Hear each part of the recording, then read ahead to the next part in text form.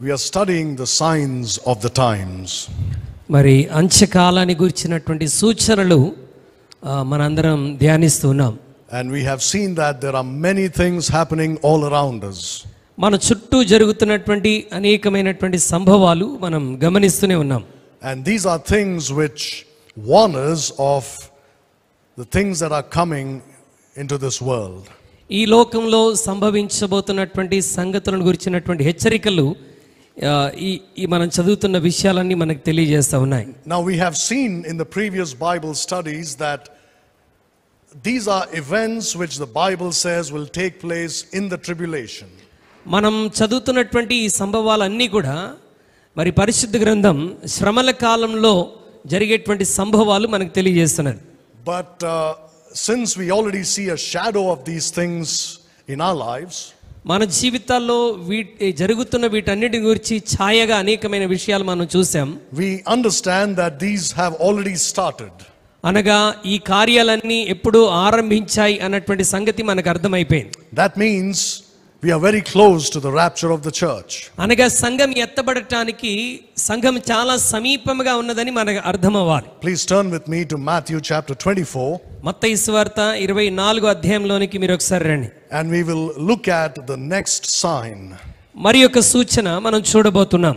Now, once we are done with some of these signs, మరి ఈ సూచనలన్నీ మనం చదివిన తర్వాత I would like to take you back once again into a study of the scriptures about the end times. మరి అంత్య దినాలను గురించి లేఖనాలు ఇంకా ఏం తెలియజేస్తున్నాయో వాటి వైపుకు మనం మరలా వెళ్తాం. Because many Christians are confused.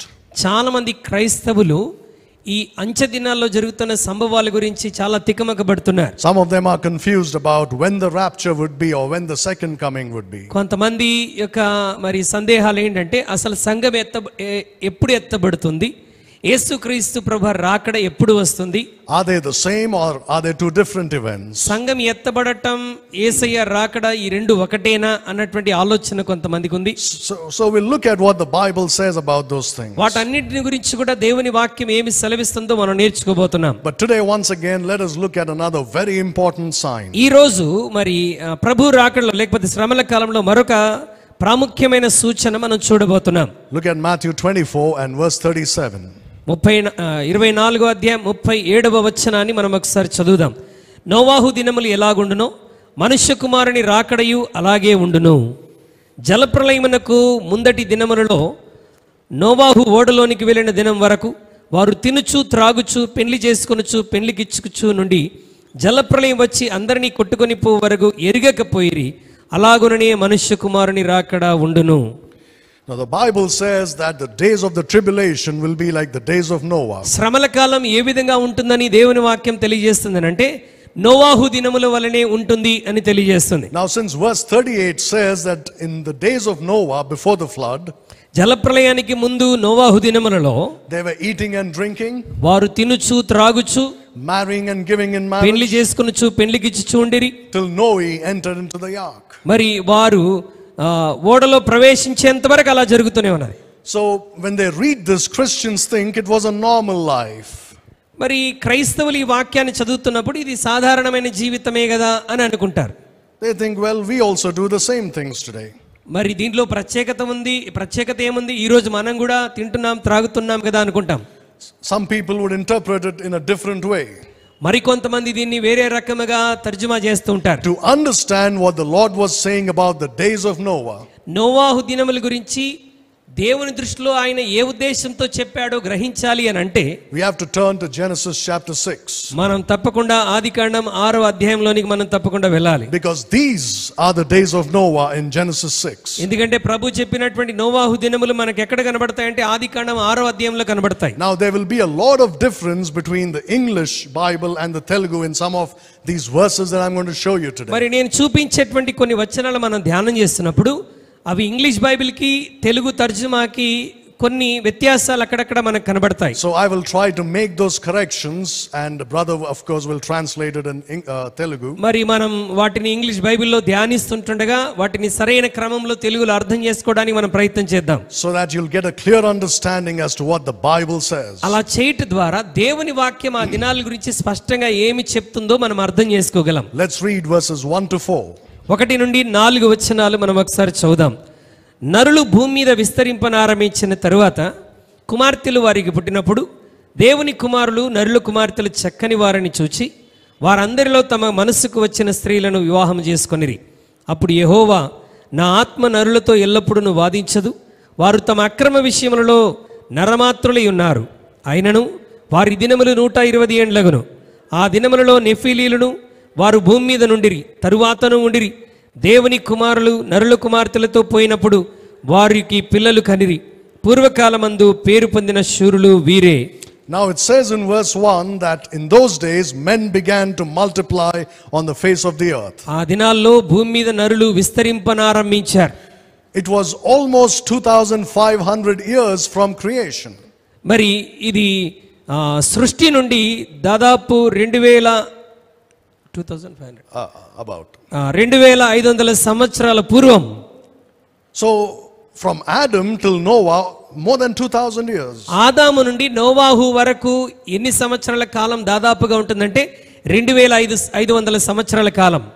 So you can imagine in 2500 years how many people would be on the earth. ఒక్కసారి ఆలోచించండి, 2500 సంవత్సరాల కాలం అంటే ఎంతమంది ప్రజలు భూమి మీద విస్తరించి ఉంటారు. That means from the time of Daniel till today, that's 2500 years. ఇప్పుడు దానియేలు నుండి ఇప్పటి వరకు మనం పోల్చుకుంటే అది కూడా 2500 సంవత్సరాలు. Before the flood, 2500 years. జలప్రళయానికి ముందు ఎన్ని సంవత్సరాలు భూమికి అంటే 2500 సంవత్సరాలు. And each of those men and women lived 800-900 years. ఆ రోజుల్లో జలప్రళయానికి ముందు జీవించినటువంటి వారు 800 సంవత్సరాలు 900 సంవత్సరాలు ఒక్కొక్కరు జీవించారు. And they had many sons and daughters. వారు అనేక మంది కుమారులను కుమార్తెలను కన్నారు. There would have been crores of people living on the earth. అంటే మనం అంచనా వేయొచ్చు, కోట్ల కొలది ప్రజలు ఆ రోజుల్లో భూమి మీద నివసిస్తూ ఉన్నారు. Even if it's a very modest estimation. మరి అది మనం నవీనంగా లెక్కలు కట్టుకున్నప్పటికీ బహుశా అన్ని కోట్ల మంది ప్రజలు ఉంటారు. Now it says that daughters were born unto them. I want you to notice the words that are mentioned there. అక్కడ రాయబడినటువంటి మాటలు ఒక్కొక్కటి నెమ్మదిగా మనం జాగ్రత్తగా ఆలోచిద్దాం. కుమార్తెలు వారికి పుట్టినప్పుడు అన్న మాట అక్కడ ఉంది. Note the word daughters. Sunil brother కొంచెం సార్ది మానిటర్ పెట్టండి. Daughters were born unto men. మరి నరులకు కుమార్తెలు పుట్టిరి. When this happened, in verse 2 it says, ఇది జరిగినప్పుడు 2వ వచనం ఏమని సెలవిస్తుందంటే, the sons of God. దేవుని కుమారులు అన్న మాటను అక్కడ గుర్తించండి. You see that? Sons of God. మొదట ఏం రాయబడింది? నరుల కుమార్తెలు. రెండవదిగా దేవుని కుమారులు. The sons of God saw that the daughters of men were fair. దేవుని కుమారులు నరుల కుమార్తెలు చూచినప్పుడు వారు చక్కని వారిని గ్రహించారు. And they took them wives, the Bible says. చక్కని వారిని చూసి వారిని భార్యలుగా చేసుకున్నారు, వివాహం చేసుకున్నారు. Right? So it says, when this happened, God said, my spirit shall not always strive with man. ఎప్పుడైతే ఇది జరిగిందో దేవుడు ఏమన్నాడంటే, నా ఆత్మ నరులతో ఎల్లప్పుడూ బాధించదు. Now the standard interpretation given by most Bible teachers, మరి చాలా మంది బైబిల్ బోధకులు ఇచ్చినటువంటి తర్జుమా ఏంటి అని అంటే, they say these daughters are the daughters of Cain. ఈ కుమార్తెలు అన్నటువంటి మాట ఎవరి గురించి రాయబడిందని బైబిల్ బోధకులు చెప్తారనంటే, కయీను కుమార్తెల గురించి రాయబడిందని చెప్తారు. And the sons of God are the sons of Seth. మరి దేవుని కుమారులని ఎవరి గురించి చెప్పబడిందని అంటే, సేతు కుమారులు దేవుని కుమారులని చెప్పబడిందని అంటారు. So they say it's not really daughters and sons, it's children of both these men. ఇది కుమార్తెలు కుమారులని కాదు కానీ ఈ రెండు మరి వర్గాలకు చెందినటువంటి పిల్లలు వారు. So the sons and daughters of Cain married the sons and daughters of Seth. మరి కయీను యొక్క కుమారులు కుమార్తెలు మరి సేతు యొక్క కుమారులు కుమార్తెలను వివాహం చేసుకున్నారు. Now you must be blind to come up with that interpretation. మరి ఈ యొక్క తర్జుమాని మనం గుడ్డిగా నమ్మేసేటువంటి అవకాశం ఉంది. Because you see it says daughters. ఎందుకంటే ఇక్కడ ఏమని రాయబడింది? కుమార్తెలు అని రాయబడింది. Daughters doesn't mean children. కుమార్తెలు అనంటే పిల్లలు అన్నటువంటి అర్థం కాదు. Daughters means daughters. కుమార్తెలు అనంటే ఖచ్చితంగా కుమార్తెలే. Sons doesn't mean children. మరి కుమారులు అన్నటువంటి మాటకి మరి పిల్లలు, కుమారులు కుమార్తెలు అని రెండు అర్థాలు కాదు. It is male. కుమారులు అనంటే పురుషులు అని అర్థం. So that's very important for you to understand. కనుక మనం గ్రహించటానికి ఇది చాలా ప్రాముఖ్యమైనటువంటి విషయం. Now these sons of God are male. మరి దేవుని కుమారులు అని చెప్పబడినటువంటి వారు ఎవరనంటే పురుషులు అని మనం గ్రహించాలి. Now in Isaiah chapter 43 యెషయా గ్రంథం 43వ అధ్యాయానికి గనక మనం వస్తే, and in verse 6 యెషయా గ్రంథం 43వ అధ్యాయం 6వ వచనంలో it says this. అక్కడ ఇలాగ వ్రాయబడినది, అప్పగింపుమని ఉత్తర దిక్కునకు ఆజ్ఞ ఇచ్చెదను, బిగబట్టవద్దని దక్షిణ దిక్కునకును ఆజ్ఞ ఇచ్చెదను, దూరము నుండి నా కుమారులను, భూదిగంతముల నుండి నా కుమార్తెలను తెప్పించుము.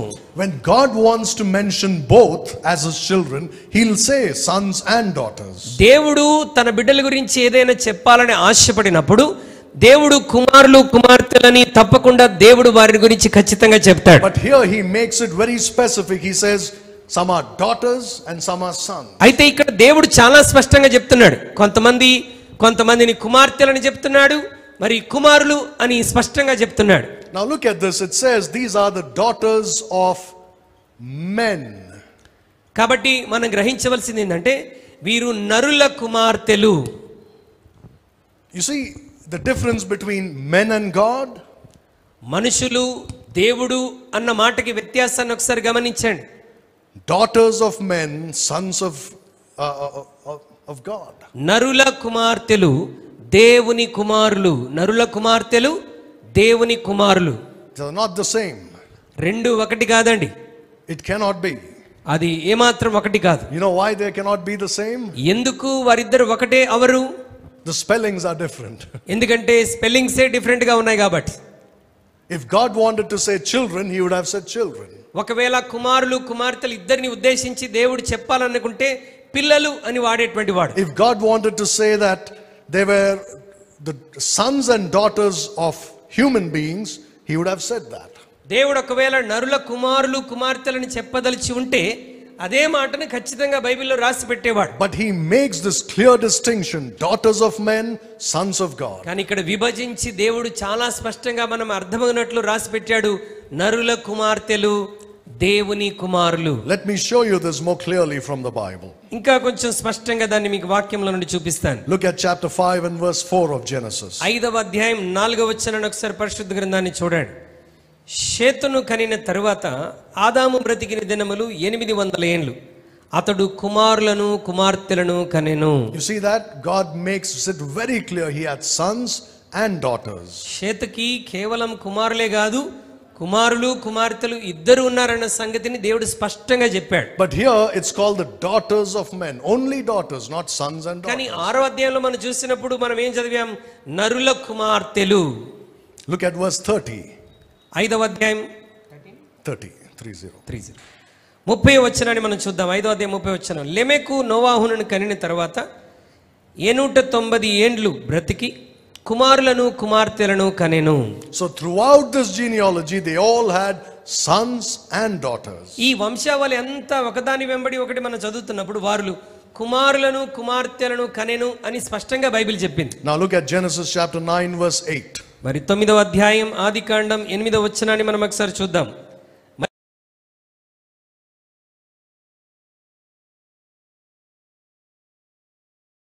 మీతో కూడా ఉన్న ప్రతి జీవితోను, పక్షులేమి పశువులేమి, మీతో కూడా సమస్తమైన భూజంతువులేమి, ఓడలో నుండి బయటికి వచ్చిన సమస్త భూజంతువులతోనూ నా నిబంధన స్థిరపరచుచున్నాను. Okay, so God is specifically speaking to the sons of Noah. అయితే మనం చదివినటువంటి లేఖన భాగంలో దేవుడు స్పష్టంగా నోవాహు కుమారుల గురించి మాట్లాడుతున్నట్టుగా మనం ఇక్కడ చూస్తున్నాం. Does it mean sons and daughters? ఇక్కడ కుమారులు కుమార్తెలు అన్నటువంటి అర్థం ఏమైనా వస్తుందా? Or is it only sons? కేవలం కుమారుల గురించే మాట్లాడుతున్నాడా? Look at verse 19. 19వ వచనాన్ని చూడండి, ఇంకా మనకు అర్థం అవుతుంది. Sorry, chapter 9 verse 18. 9వ అధ్యాయం 18వ వచనం. ఓడలో నుండి వచ్చిన నోవాహు కుమారులు షేము, హాము, యాపేత్ అనువారు. హాము కనాను తండ్రి.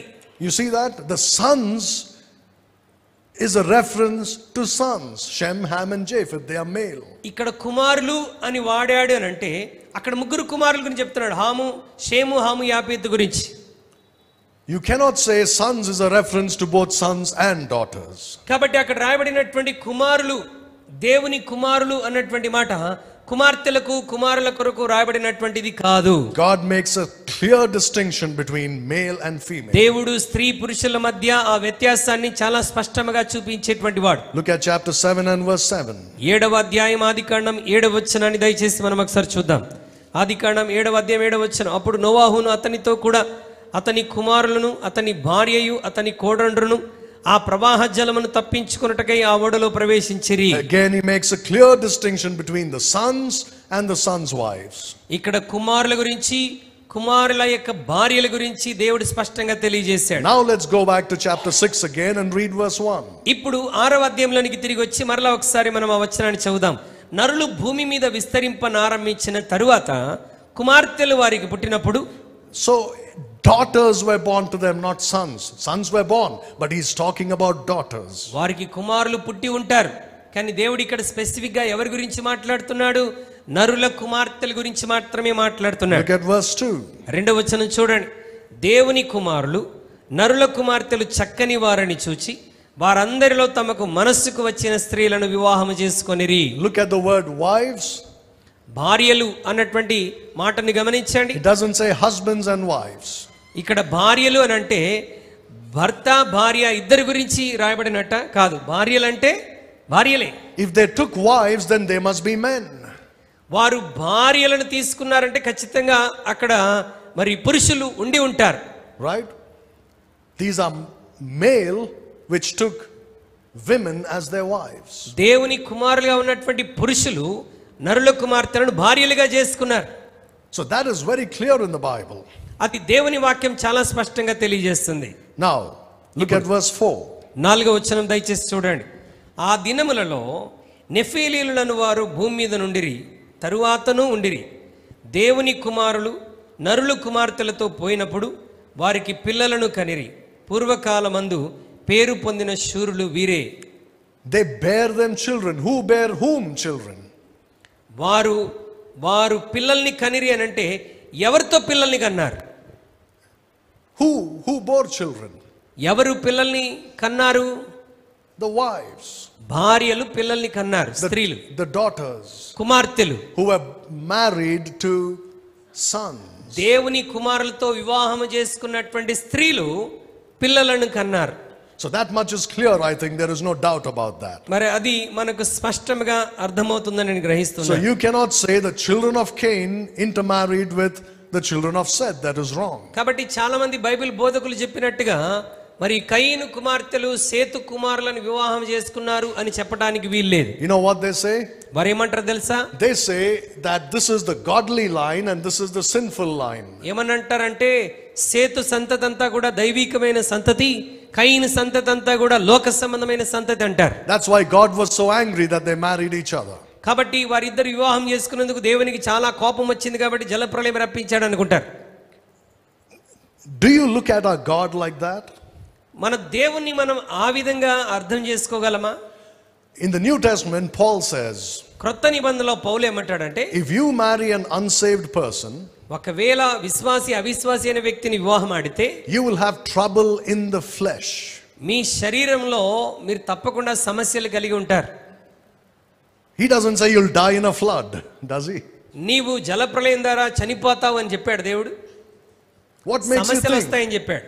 God will kill crores of people because godly people married ungodly people? దేవుని బిడ్డలు లోక సంబంధమైనటువంటి వ్యక్తులు వివాహం చేసుకుంటే దేవుడు లోకమంతటిని నాశనం చేసేస్తాడా? That's not our God. మన దేవుడు అలాంటి వాడు కాదు. Something happened here ఇక్కడ ఏదో జరిగింది that made God very angry. అది దేవునికి చాలా కోపాన్ని తీసుకొని వచ్చింది. Look at verse 5. 5వ వచనం దయచేసి చూడండి. నరుల చెడుతనము భూమి మీద గొప్పదనియు వారి హృదయం యొక్క తలంపులోని ఊహంతయు ఎల్లప్పుడూ కేవలం చెడ్డదనియు యెహోవా చూచి. Look at verse 11.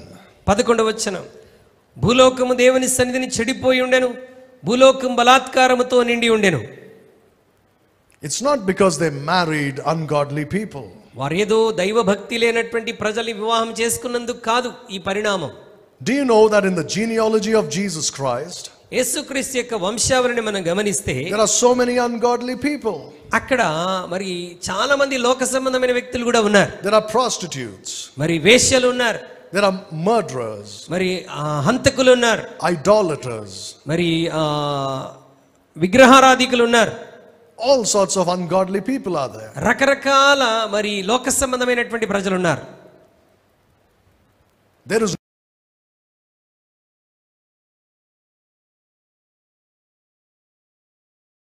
అని అలాంటిది ఏమీ లేదండి. There is the messianic line, that's all. మరి మెస్సియా వంశావళిని మనం అక్కడ చూస్తాం. But there is no godly line. అదేదో దైవీకమైనటువంటి క్రమాన్ని మనం అక్కడ చూడం. These people are mistaken. చాలా మంది బైబిల్ బోధకులు పొరపాటుగా మాట్లాడుతూ ఉంటారు. Very wrong interpretation. తప్పుడు తర్జుమా చేస్తూ ఉంటారు దేవుని వాక్యాన్ని. Now you see in verse 4 it says there were giants in those days and also after that. ఆ దినములలో నెఫీలీలను వారు భూమి మీద ఉన్నారు, తరువాత కూడా ఉన్నారు అని బైబిల్ చెప్తుంది. So are you telling me that the sons of Cain and the sons of Seth, or rather the daughters of Cain and the sons of Seth married and the result is giants? ఒకవేళ మనం ఇలా అర్థం చేసుకోవచ్చా? Bible పండితులు చెప్పినట్టుగా కయీను సంతతి వారు సేతు సంతతి వారిని వివాహం చేసుకోవటం ద్వారా పుట్టిన వారు నెఫీలీలని మనం చెప్పవచ్చా? Why will Nephilim be born to two human beings? ఈ ఇద్దరు మరి మనుషులకు నెఫీలీలు ఎందుకు పుడతారు? పుట్టాల్సిన అవసరం ఏమొస్తుంది? Now it says these people were there in the days of Noah and also after that. ఈ నెఫీలీలు అనేటువంటి వారు నోవాహు కాలంలో ఉన్నారు, తరువాతను ఉన్నారని బైబిల్ చెప్తుంది. So does that mean Cain and Seth or their children still remained after the flood? అనగా కయీను సేతు యొక్క పిల్లలు మరి జలప్రలయం తర్వాత కూడా నివసిస్తున్నారని అర్థం చేసుకోవాలా? They all died. వాళ్ళందరూ ఎప్పుడో చనిపోయారు. None of Cain's children survived the flood. కయీను యొక్క పిల్లలు ఎవరు కూడా జలప్రలయంలో మిగిలి ఉండలేరు. How will they be born after the flood then? మరి జలప్రలయం తర్వాత నెఫీలీలు ఎలా ఉండగలరు వారికి పుట్టినట్లయితే? You should always think before you accept any interpretation. You must study the scriptures. ఎవరైనా ఏదైనా తర్జుమా మనకి నేర్పిస్తా ఉన్నప్పుడు దాన్ని అంగీకరించక ముందు దేవుని వాక్యం ఏమి చెబుతుందో మనం గ్రహించాలి. You see, it was not just because they were marrying and eating and drinking that God destroyed the world. వాళ్ళు తినుచు త్రాగుచు పెళ్లి చేసుకొనుచు పెళ్లికిచ్చుచు ఉన్నందున దేవునికి కోపం వచ్చేసి భూమిని అంతటినీ నాశనం చేశాడని చెప్పడానికి వీలే లేదు. In order to understand what really happened in the days of Noah, అసలు నోవాహు దినములలో ఏమి జరిగింది, దేవుడు ఎందుకు ఆ మాటను చెప్తున్నాడు అని అర్థం చేసుకోవాలంటే you must understand who these sons of God are. దాని అంతటినీ అర్థం చేసుకోవాలంటే అసలు ఈ దేవుని కుమారులు అంటే ఎవరు అన్న విషయాన్ని మొదటిగా అర్థం చేసుకోవాలి. All right, let's look at a few scriptures. కొన్ని వచనాలు దయచేసి మనం చదువుదాం. Look at Daniel chapter 5. దానియేలు గ్రంథం 5వ అధ్యాయంలోనికి ఒకసారి రండి. Now in the Telugu Bible it will be different, but I will explain it.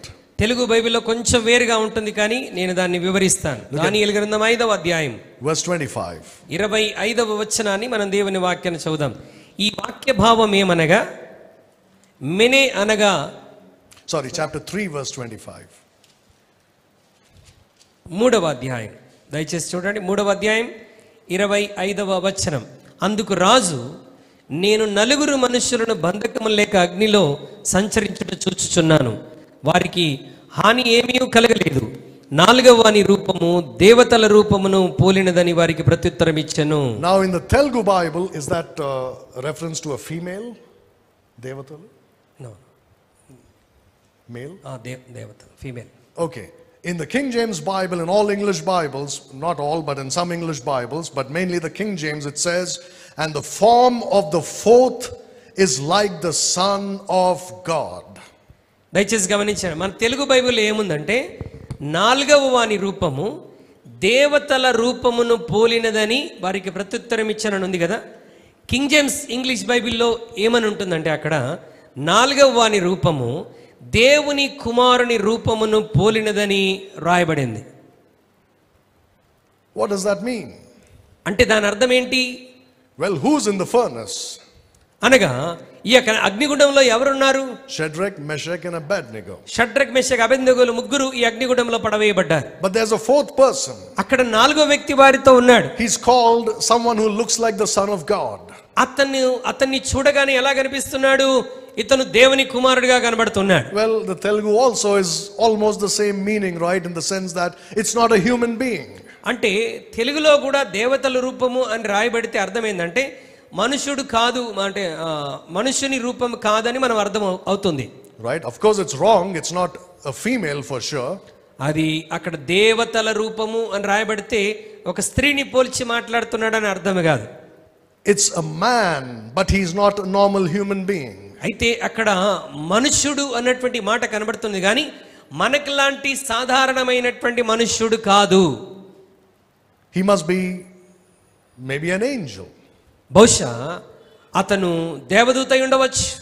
Or it is Jesus Christ before his incarnation. లేకపోతే యేసుక్రీస్తు ప్రభువారే ఆయన మరి నరవతారిగా భూమి మీదకి రాకముందు ఆయన అక్కడ మనుష్య కుమారుడిగా అక్కడ ఉండవచ్చు. But whoever it is, he's called someone who looks like the Son of God. అనగా ఎవరైనప్పటికీ అతను దేవుని కుమారుడిగా అక్కడ కనబడతా ఉన్నాడు. Now let me show you a few more verses. Look at the book of Job. ఇంకొన్ని వచనాలు మనం చూద్దాం. యోబు గ్రంథంలోనికి ఒకసారి రండి. Job is the oldest book in the Bible. యోబు గ్రంథం పరిశుద్ధ గ్రంథం అంతట్లో చాలా ప్రాచీనమైనటువంటి పుస్తకం. Look at chapter 1 and verse 6. 1వ అధ్యాయం 6వ వచనాన్ని ఒకసారి చూడండి. దేవదూతలు యెహోవా సన్నిధి నిలుచుటకై వచ్చిన దినం ఒకటి తటస్థించెను. ఆ దినమున అపవాది అగువాడు వారితో కలిసి వచ్చెను. Can you read it again? యెహోవా నీవు ఎక్కడి నుండి వచ్చితివి అని వారిని అడగగా, The same verse, please. Same. దేవదూతలు యెహోవా సన్నిధి నిలుచుటకై వచ్చిన దినం ఒకటి తటస్థించెను. ఆ దినమున అపవాది అగువాడు వారితో కలిసి వచ్చెను. Now it says angels came in the Telugu Bible. Telugu బైబిల్లో దేవదూతలు యెహోవా సన్నిధికి వచ్చారని రాయబడింది. You know what it says in the King James Bible? It's in the footnotes they have given. దైవ కుమారులు. That's right. Sons of God. ఫుట్నోట్స్ లో ఏమని రాయబడింది అక్కడ? దైవ కుమారులు. Who are these sons of God? మరి దైవ కుమారులు ఎవరై ఉంటారు? Like it says, angels. మరి ఇందాక మనం మాట్లాడుకున్నట్టుగా దూతలై ఉంటారు. That's what they are. మరి దేవుని దూతలై ఉంటారు. Look at chapter 2 verse 1. 2వ అధ్యాయం 1వ వచనం. దేవదూతలు యెహోవా సన్నిధి నిలుచుటకై వచ్చిన మరి ఒక దినము తటస్థింపగా వారితో కూడా అపవాది యెహోవా సన్నిధి నిలుచుటకై వచ్చెను. You see, these angels are called sons of God in the Bible. ఈ దేవదూతలు పరిశుద్ధ గ్రంథంలో దైవ కుమారులని పిలువబడుతున్నారు. Look at chapter 38. 38వ అధ్యాయం యోబు గ్రంథంలోనికి ఒకసారి రండి. Look at chapter 38 and we'll read verses 6 and 7. 6-7 వచనాలు చదువుదాం. దాని మీద పరిమాణపు కొలవేసిన వాడెవడో చెప్పుము, దాని స్తంభములు పాదులు దేనితో కట్టబడినవో చెప్పుము. ఉదయ నక్షత్రములు ఏకముగా కూడి పాడినప్పుడు దేవదూతలందరూ ఆనందించి జయధ్వనులు చేసినప్పుడు దాని మూలరాతిని తీసిన వాడెవడు? So this is talking about the creation of the earth. ఇక్కడ మరి సృష్టిని గురించి మాట్లాడుతున్నటువంటి మాట. The Bible says when God laid the foundation of the earth, దేవుడు భూమికి పునాదులు వేసినప్పుడు the morning stars sang together. ఉదయ నక్షత్రములు ఏకముగా కూడి పాడారంట. And in the King James Bible it says the sons of God shouted for joy. మరి king James Bible ఏముంటదంటే దేవుని కుమారులు ఆనందించి జయధ్వనులు చేశారు. Who are these sons of God who were present when God made the earth? దేవుడు మరి భూమిని కలుగజేస్తున్నప్పుడు అక్కడ ఉన్నటువంటి దైవ కుమారులు ఎవరు? These are angels. దేవదూతలు. I know you have all sorts of questions in your mind. I'll come to that. నేను ఈ మాటలు చెప్తున్నప్పుడు మీకు రకరకాల సందేహాలు మనసులో తలెత్తుతూ ఉంటాయి. వాటి దగ్గరికి మనం మరలా వెళ్దాం. But look at Psalm 82. 82వ కీర్తనలోకి ఒకసారి రండి. And look at verse 1. 82వ కీర్తన 1వ వచనం. దేవుని సమాజములో దేవుడు నిలిచి ఉన్నాడు, దైవముల మధ్యను ఆయన తీర్పు తీర్చుచున్నాడు. Again the word in the King James Bible is God judgeth among the gods. మరి దైవముల మధ్యను ఆయన తీర్పు తీర్చుచున్నాడు అంటే దేవుడు మరి దేవుళ్ళ మధ్య తీర్పు తీర్చుచున్నాడు. Right? Paul says there are gods many, he says. మరి దేవుళ్ళు అనబడిన వారు అనేకులున్నారు అని పౌలు చెప్పాడు. But we have one God. అయితే మనకు దేవుడు ఒక్కడే. So there are many gods. దేవుళ్ళు అనబడిన వారు చాలా మంది ఉన్నారు. And it says here, God judges those gods. ఇక్కడ బైబిల్ ఏమని చెప్తుందంటే దేవుడు దైవముల మధ్య తీర్పు తీర్చుచున్నాడు అని రాయబడింది. Look at verse 6. 6వ వచనం దయచేసి చూడండి. మీరు దైవములనియు మీరందరూ సర్వోన్నతుని కుమారులనియు నేనే సెలవిచ్చి ఉన్నాను. These sons of God are angels, and in the Bible sometimes they are also called gods with a small g. ఈ దేవదూతలు అని పిలువబడుతున్నటువంటి వారు పరిశుద్ధ గ్రంథంలో కొన్ని చోట్ల దైవములని పిలువబడ్డారు. అంటే స్మాల్ జీ వాడబడుతుంది వారికి. జీఓడి అన్న దగ్గర స్మాల్ జీ అన్నటువంటి వాడబడుతుంది. And it's plural.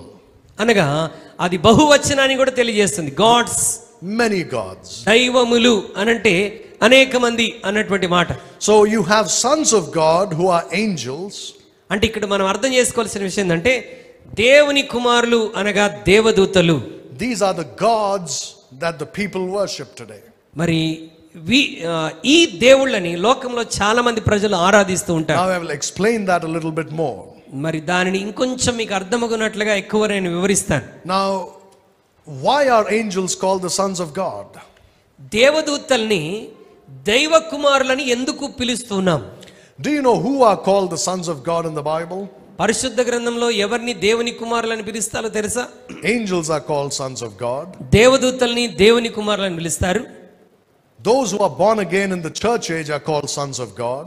సంఘ కాలములో తిరిగి జన్మించినటువంటి క్రైస్తవులను దేవుని కుమారులను పిలుస్తారు. In the Old Testament, Israel is called the son of God. పాత నిబంధన గ్రంథంలో ఇశ్రాయేలులను దేవుని కుమారులను పిలిచారు. Jesus Christ is called the son of God. యేసుక్రీస్తు ప్రభువారు కూడా దైవ కుమారుడిగా పిలువబడ్డాడు. There's another person who's called the son of God. మరి ఒక వ్యక్తి కూడా దేవుని కుమారుడని పిలువబడ్డాడు. In the genealogy that you find in the Gospel of Luke. లూకా సువార్తలో యేసుక్రీస్తు వంశావళి గనుక మనం గమనిస్తే, let's have a look at that quickly. ఒకసారి అది కూడా మనం గమనిద్దాం. In the Gospel of Luke, that would be chapter 3, లూకా సువార్త 3వ అధ్యాయం verse 38. 38వ వచనాన్ని మనం ఒకసారి చూద్దాం. కేయినాను ఏనోషుకు, ఏనోషు షేతుకు, షేతు ఆదాముకు, ఆదాము దేవునికి కుమారుడు. Who is called the son of God? Adam. ఆదాము కూడా ఏమని పిలువబడ్డాడు? దేవుని కుమారుడు. Except for these people that I've just mentioned, nobody else is called the son of God. ఈ 4 తెగలకు సంబంధించిన వారు తప్ప ఇంకెవరు కూడా దేవుని కుమారులని పిలువబడటానికి వీల్లేదు. Jesus Christ, యేసుక్రీస్తు దేవుని కుమారుడు, angels, దేవదూతలు దేవుని కుమారులు, Adam, ఆదాము దేవుని కుమారుడు, Israel, ఇశ్రాయేలు దేవుని కుమారుడు, we who are born again. మరి తిరిగి జన్మించినటువంటి క్రైస్తవులు దేవుని కుమారులు. You know what's common between all 5 of these groups of people? మనం చెప్పినటువంటి అందరిలో ఒకటే విషయం ఏంటంటే all of these are the direct creation of God. వీరందరూ కూడా దేవునిచే నేరుగా సృజించబడినటువంటి వారు. God made angels directly.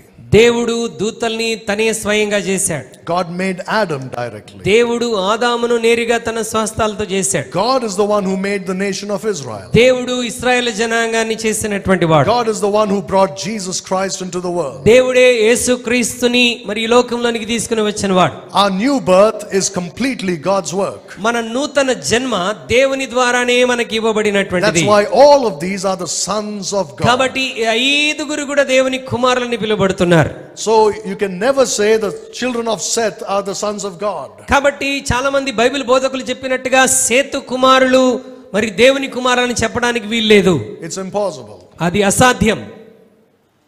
They are not the direct creation of God. వారు దేవునిచే నేరుగా సృజించబడిన వారు కాదు. Now the question is, అయితే ఇక్కడ తలెత్తుతున్న ప్రశ్న ఏంటంటే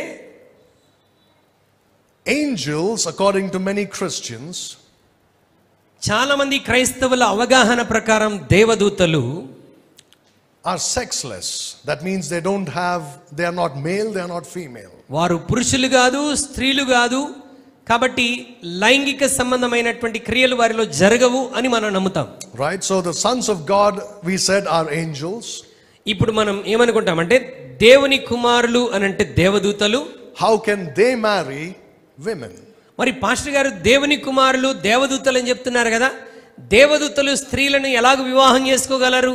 They are not male, they are not female. వారు పురుషులు కాదు, స్త్రీలు కాదు కదా, వారు ఎలా వివాహం చేసుకోగలరు? Who told you they are not male or female? మీతో ఎవరు చెప్పారు వారు పురుషులు కాదు, స్త్రీలు కాదని?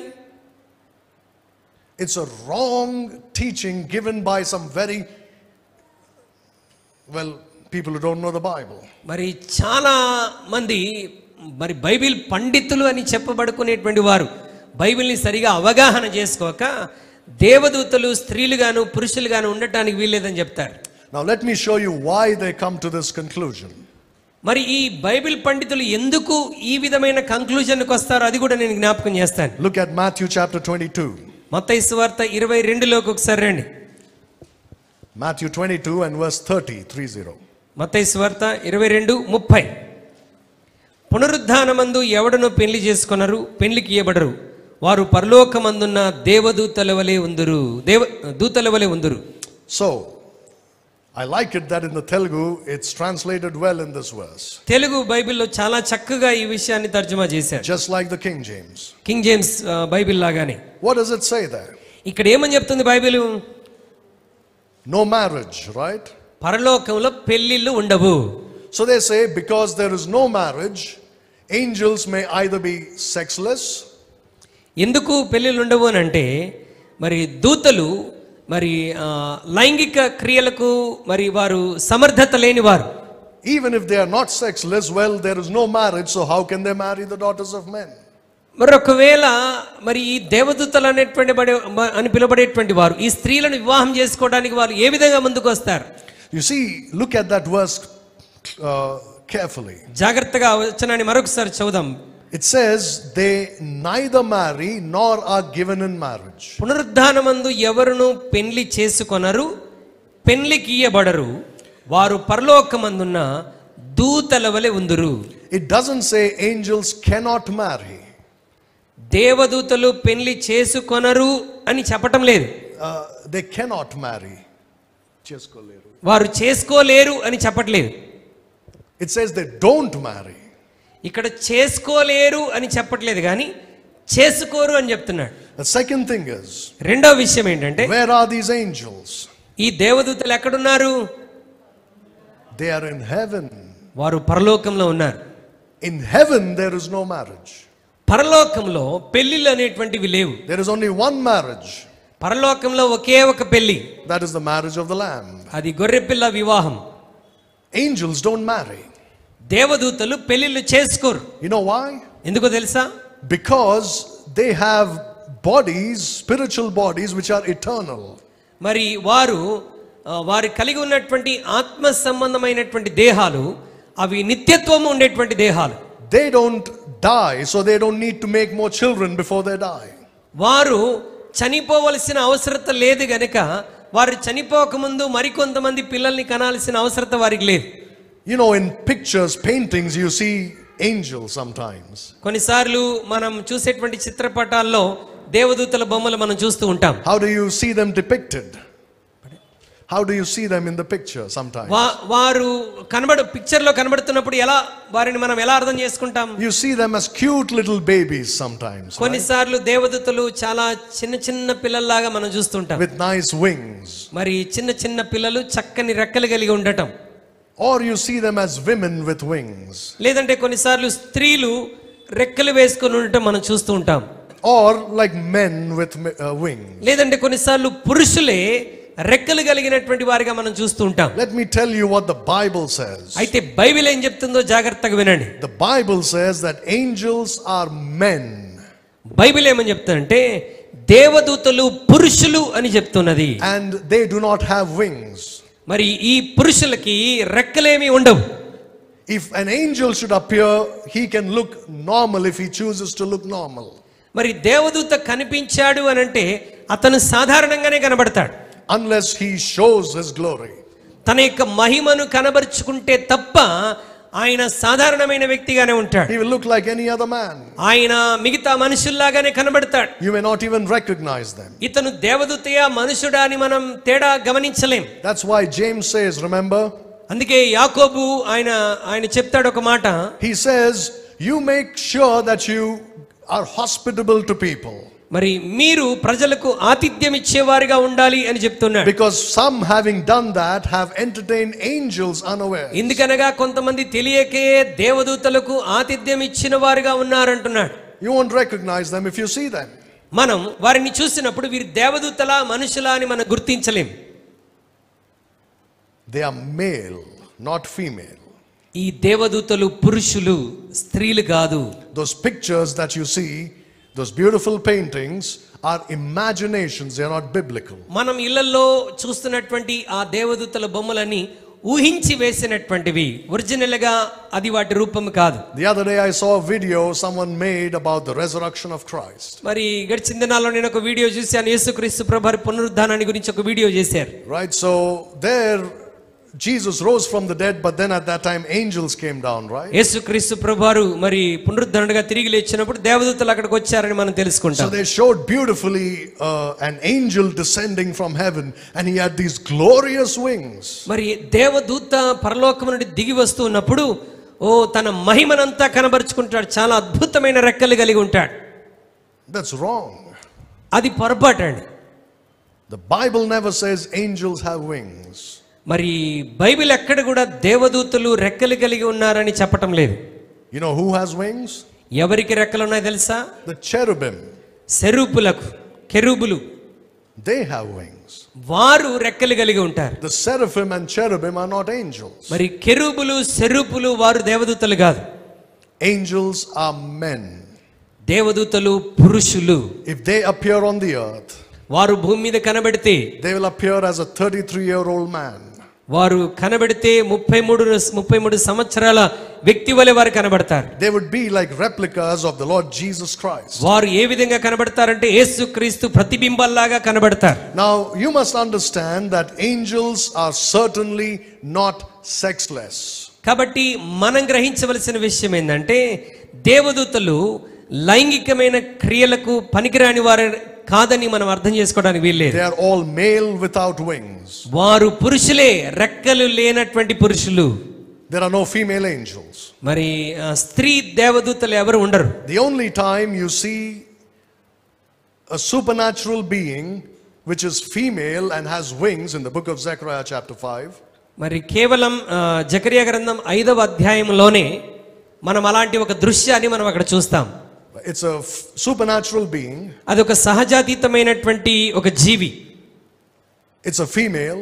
మరి స్త్రీగా కనబడుతుంది. And she has wings. స్త్రీగా కనబడుతుంది, తనకి రెక్కలు కూడా ఉంటాయి. Probably chapter 3 of Zechariah, if I'm not బహుశా mistaken. జకరియా గ్రంథం 3వ అధ్యాయంలో ఆ ఒక్క చోట మనకు అలా కనబడుతుంది. But కానీ that's not an angel. అక్కడ కనిపించింది దేవదూత కాదు, That's a demon. అది దెయ్యం.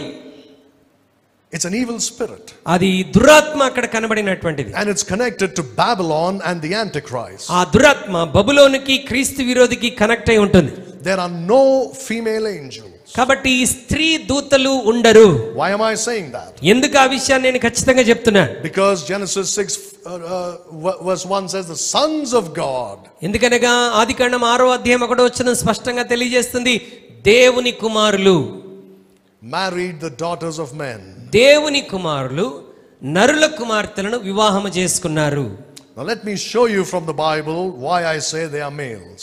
ఎందుకు వారు పురుషులని చెప్తున్నానో నేను బైబిల్లో నుండి మీకు చూపెడతాను. Look at Acts chapter 1 and verse 10. అపోస్తల కార్యం 1వ అధ్యాయం 10వ వచనం ఒకసారి రండి. అపోస్తల కార్యం 1వ అధ్యాయం 10వ వచనం. ఆయన వెళ్ళుచుండగా వారు ఆకాశం వైపు తేరి చూచుచుండిరి. ఇదిగో తెల్లని వస్త్రములు ధరించుకొనిన ఇద్దరు మనుషులు వారి యొద్ద నిలిచి. Now in the King James Bible it says two men stood by them in white apparel. King James బైబిల్లో ఏమని రాయబడిందంటే ఇదిగో తెల్లని వస్త్రములు ధరించుకొనిన ఇద్దరు పురుషులు అని రాయబడి ఉంటుంది. They are men without wings. వారు రెక్కలు లేని మరి మనుషులుగా అక్కడ కనబడుతుంది. Now if I'm teaching something that goes against what you believe, మీరు ఇంతకాలం నమ్మిన దానికి వ్యతిరేకముగా నేను ఏదైనా మాట్లాడుతున్నట్లయితే don't write it off as saying, oh, he's saying something that is different from what I believe. నేను ఇంతకాలం ఏదైతే నమ్మానో దానికి వ్యత్యాసంగా ఈ పాస్టర్ గారు మాట్లాడుతున్నారని మీరు చెప్పడానికి వీలేదు. It's not about what I say. ఇది నేనేం చెప్తున్నాను అన్నటువంటిది కాదు. It's about what the Bible says. నేను చెప్పే ప్రతి మాట బైబిల్ ఏమి చెప్తుందో అదే మీకు చెప్తున్నాను. ఇది నా మాట కాదు, కిరణ్ పాస్టర్ గారి మాట కాదు. If I find in the Bible otherwise, I will change my opinion. నేను ఒకవేళ బైబిల్ గ్రంథంలో దాన్ని కనుగొనకపోతే నేను నా ఒపీనియన్ మార్చుకుంటాను. Right, so it's not about me, it's about what God says. కాబట్టి ఇప్పుడు నేను చెప్తున్నటువంటి విషయాలు నేను చెప్తున్నవి కాదు, దేవుడు బైబిల్లో చెప్పినటువంటి విషయాలు నేను మీకు చెప్తున్నాను. Look at Luke chapter 24. లూకాసు వార్త 24లోకి ఒకసారి రండి. And look at verse 4. లూకాసు వార్త 24వ అధ్యాయం 4వ వచనాన్ని దయచేసి మనం చూద్దాం. ఇందును గురించి వారికి ఏమీ తోచక ఉండగా ప్రకాశమానమైన వస్త్రములు ధరించుకొనిన ఇద్దరు మనుషులు వారి యొద్ద నిలువబడిరి. Now in both these verses, Acts 1:10 and Matthew 24:4, అపోస్తలుల కార్యం 1:10 లూకా 24:4 ఈ రెండు వచనాలు, the Telugu Bible says two people. Telugu Bible ఏమని రాయబడింది? ఇద్దరు మనుషులు. It could be men or women, right? Isn't it, brother? మనుషులు అనంటే స్త్రీలైనా అయి ఉండవచ్చు, పురుషులైనా అయి ఉండవచ్చు. But in the King James, it's very clear it is men. King James బైబిల్లో చాలా స్పష్టంగా ఇద్దరు పురుషులు అని రాయబడింది. You see, the cross references are lost when the translation is changed. చూడండి, తర్జుమా మారిపోయినప్పుడు మరి ఈ రెండు బైబిల్లో ఉన్నటువంటి వచనాలు వ్యత్యాసంగా కనబడుతున్నాయి. So if you want to go only in this Bible looking up the cross references, కేవలం మనం చదువుతున్న తెలుగు బైబిల్ మాత్రమే చూస్తూ ఇంకా దానికి సంబంధించిన క్రాస్ రిఫరెన్సెస్ చెక్ చేస్తుంటే you lose the connection. మనం ఒకదానికొకటి ఆ సంబంధాన్ని మనం పోగొట్టుకుంటాం. But not so in this Bible. అయితే మనం ఇంగ్లీష్ బైబిల్లో కింగ్ జేమ్స్ లో మనం చదువుతున్నప్పుడు అలా జరగదు. Now let me show you something which is correctly translated in the Telugu Bible. Telugu బైబిల్లో చక్కగా తర్జుమా చేయబడిన మరొక విషయాన్ని మీకు చూపెడతాను. Look at Mark chapter 16 and verse 5. Mark సువార్త 16వ అధ్యాయం 5వ వచనంలోనికి ఒకసారి రండి. మార్కు సువార్త 16:5. అప్పుడు వారు సమాధిలో ప్రవేశించి తెల్లటి నిలువుటంగి ధరించుకొనిన ఒక పడుచువాడు కుడివైపున కూర్చుంటుట చూచి. Who is that?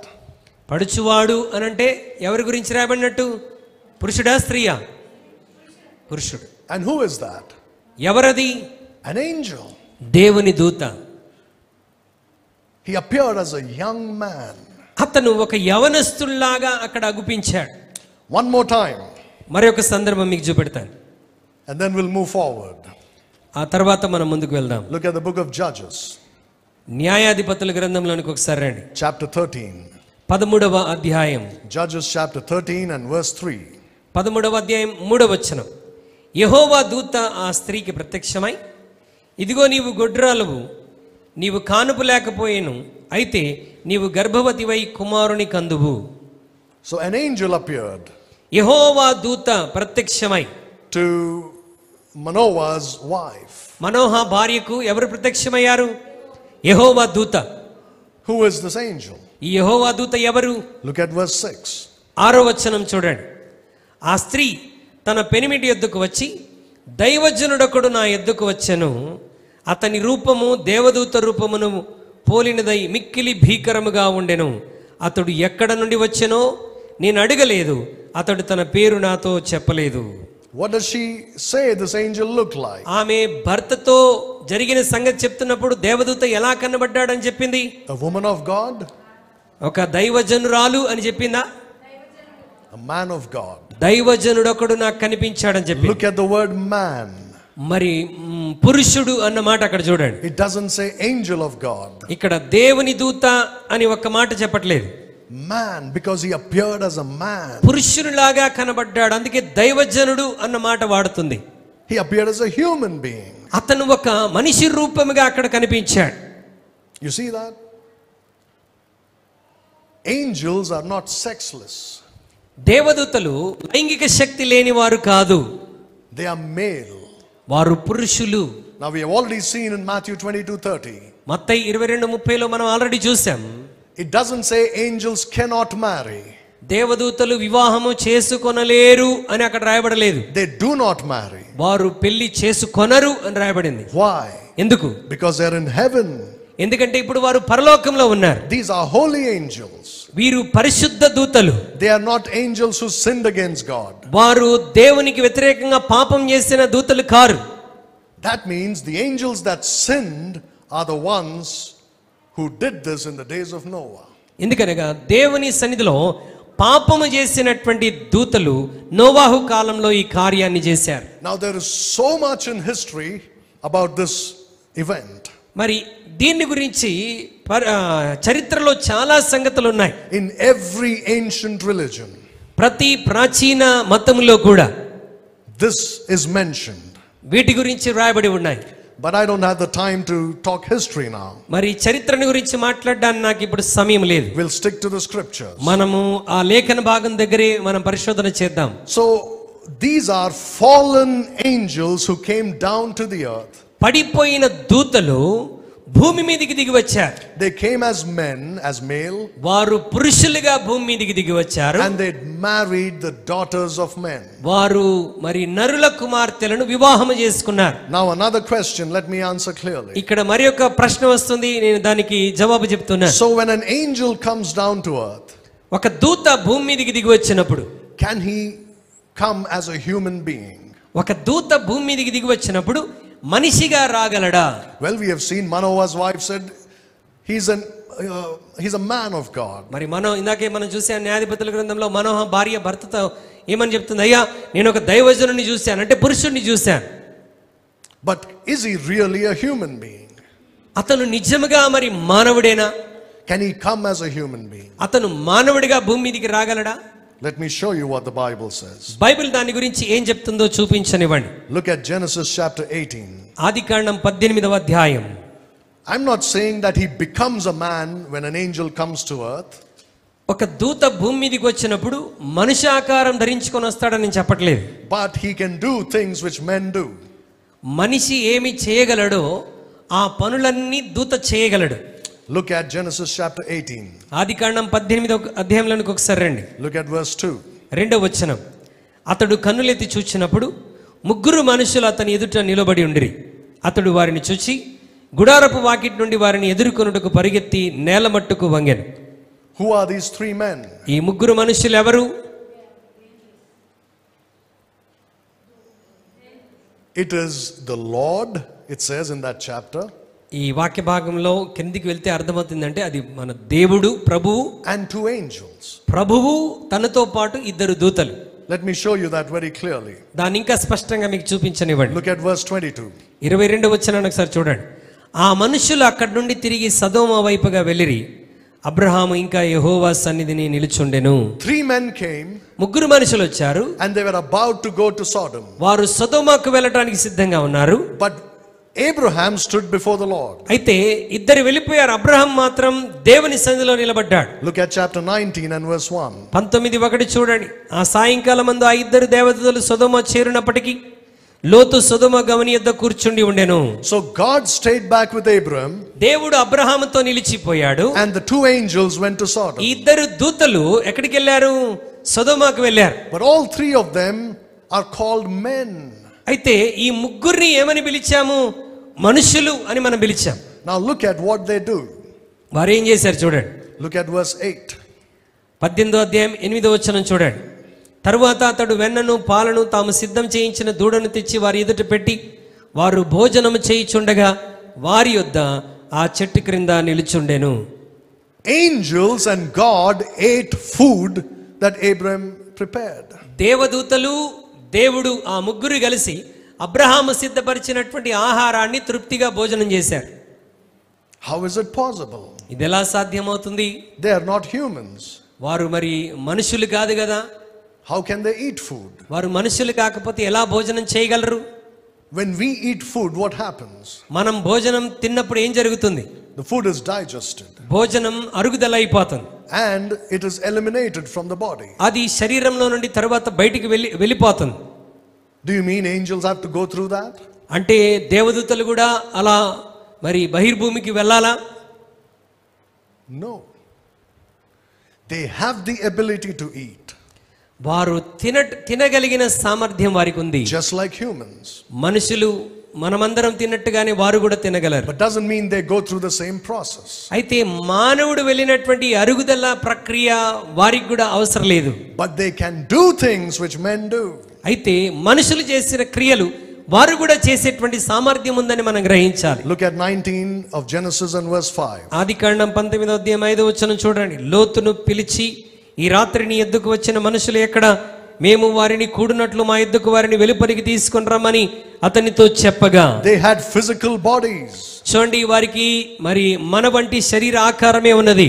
Otherwise these men would not ask for what they asked. లేకపోతే సొదొమ మనుషులు ఇదిగో వారిని బయటికి తీసుకొని రండి, మేము వారితో పాపం చేయాలని చెప్పేవారు కాదు. Right?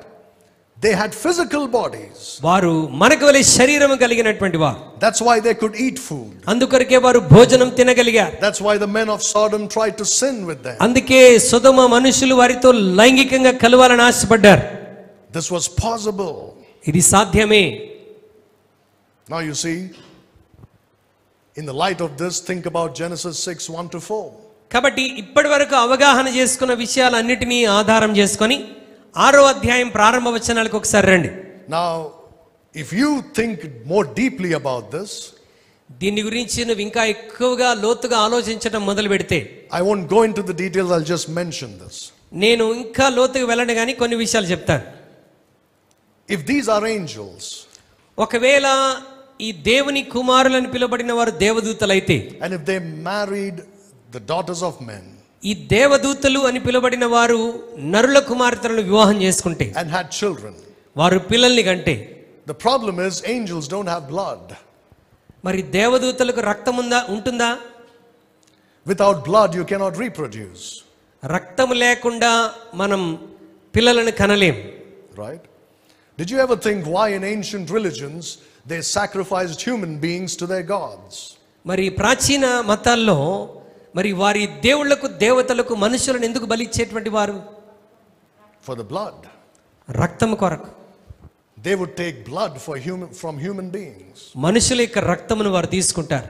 That's how they get blood into their bodies. మరి ఆ విధంగా మరి వారు రక్తాన్ని స్వీకరిస్తారు. That's how they reproduce.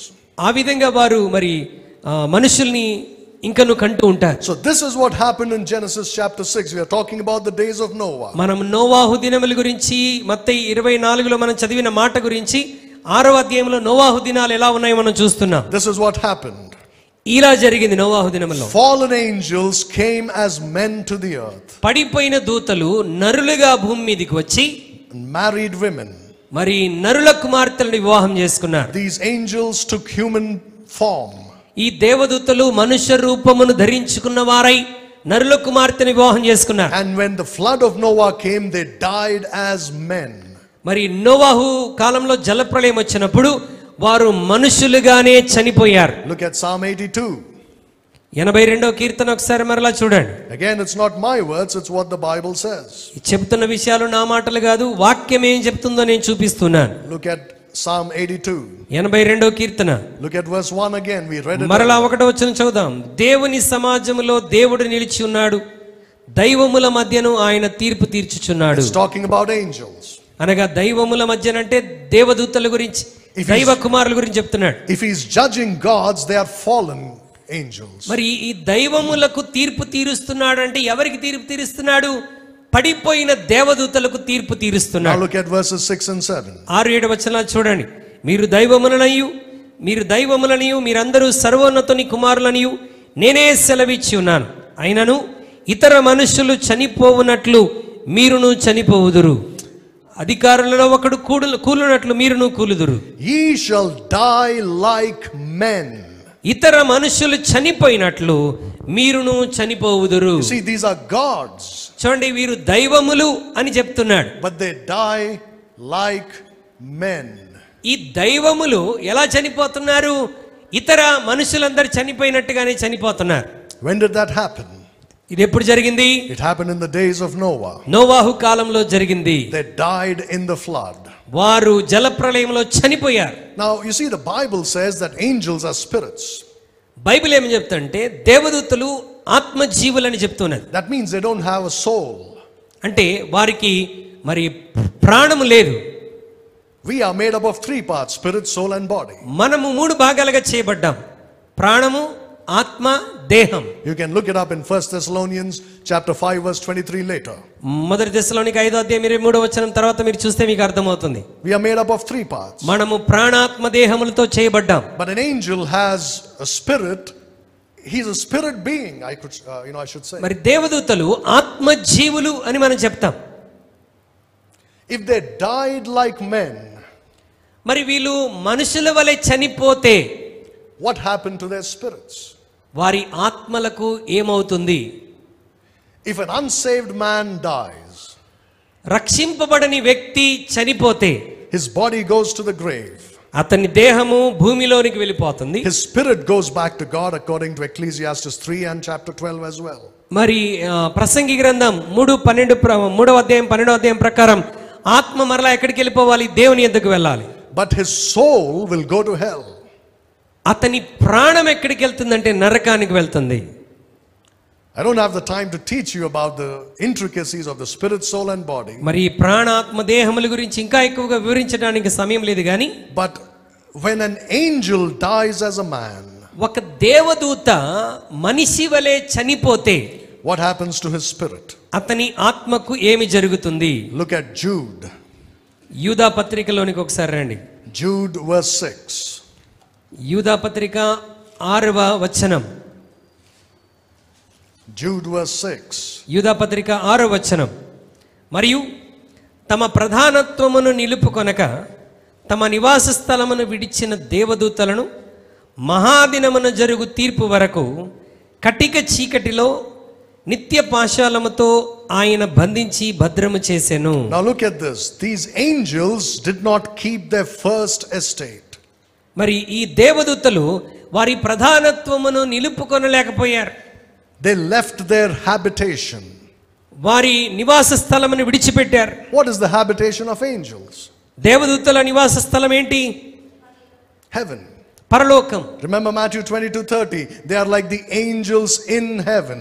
వారు పరలోకములో దేవదూతల వలె ఉంటారు అని మరి మత్తయి 22:30లో మనం చూసాం కదా. But these left heaven. అయితే ఈ దూతలు పరలోకాన్ని విడిచిపెట్టిన వారు, వారి నివాస స్థలాన్ని విడిచిపెట్టిన వారు. What did God do to them? దేవుడు వారికి ఏం చేశాడు? He hath reserved in everlasting chains under darkness. మహాదినమున జరుగు తీర్పు వరకు కటిక చీకటిలో దేవుడు వారిని భద్రం చేశాడు. Now are you telling me that every fallen angel has been enchained in darkness? పడిపోయిన ప్రతి దేవదూత కూడా ఈ కటిక చీకటిలో పాతాళములో బంధించబడ్డారా? Yes or no? No. If that is the case, then the devil doesn't have an army. చూడండి, అదే నిజమైతే మరి సాతానుకి ఇంత పెద్ద సైన్యము సమూహం ఉంటుందా? You read in the book of Daniel. మీరు దానియేలు గ్రంథాన్ని చదివితే There is the prince of Persia. మరి పర్షియా మరి రాజు ఉన్నాడు. There is the prince of Greece. Greece రాజు ఉన్నాడు. Right? Who are these? వీరందరూ ఎవరు? These princes were able to stop Gabriel from coming down. వీరు గబ్రియేలు దేవుని యొద్ద నుండి దానియేలు ప్రార్థనకు జవాబు తెస్తున్నప్పుడు వారు ఆ జవాబు నిలిపివేసిన వారు. They could stop Gabriel, the mighty angel of God. వారు మరి గబ్రియేలు దూత అయినటువంటి ఆ గొప్ప వ్యక్తిని ఆపివేశారు. To help Gabriel, God had to send Michael the archangel. గబ్రియేలుకు సహాయం చేయడానికి దేవుడు మిఖాయేలు అనేటువంటి ప్రధాన దూతను పంపించవలసి వచ్చింది. Do you remember that in the book of Daniel? ఆ వచనాలు మీకు గుర్తున్నాయా దానియేలు గ్రంథంలో? You think those princes were mere human beings? మరి ప్రిన్సెస్లు అంటే వారు మరి మానవులుగా చేయబడినటువంటి వారా? You think a human king has the power to stop an angel? మానవ ఆకారంలో ఉన్నటువంటి రాజు దేవదూతను ఆపగలిగిన శక్తి వాడికి ఉంటుందా? One angel killed 185,000 of Israel's enemies. 185,000 మందిని ఒక్క దూత చంపగలిగినటువంటి సామర్థ్యం కలిగిన వాడు. You think 2 kings can stop an angel from coming down? మరి ఇద్దరు సాధారణమైన రాజులు పరలోకం నుండి వచ్చేటువంటి దేవదూతను ఆపగలిగిన శక్తి వారికి ఉంటుందా? No. ఉండదండి. These are fallen angels. మరి ఇవన్నీ కూడా పడిపోయినటువంటి దూతలు. Trying to stop the good angels. పడిపోయిన దూతలు మంచి దూతలను ఆపడానికి ప్రయత్నం చేస్తున్నారు. So the fallen angels are not in prison. పడిపోయిన దూతలందరూ కూడా ఈ కటిక చీకటిలో బంధించబడి లేరు. Only those who sinned in the days of Noah. నోవాహు కాలంలో ఎవరైతే పాపము చేశారో ఆ దూతలు మాత్రమే బంధించబడ్డారు. Only those angels who married the daughters of men.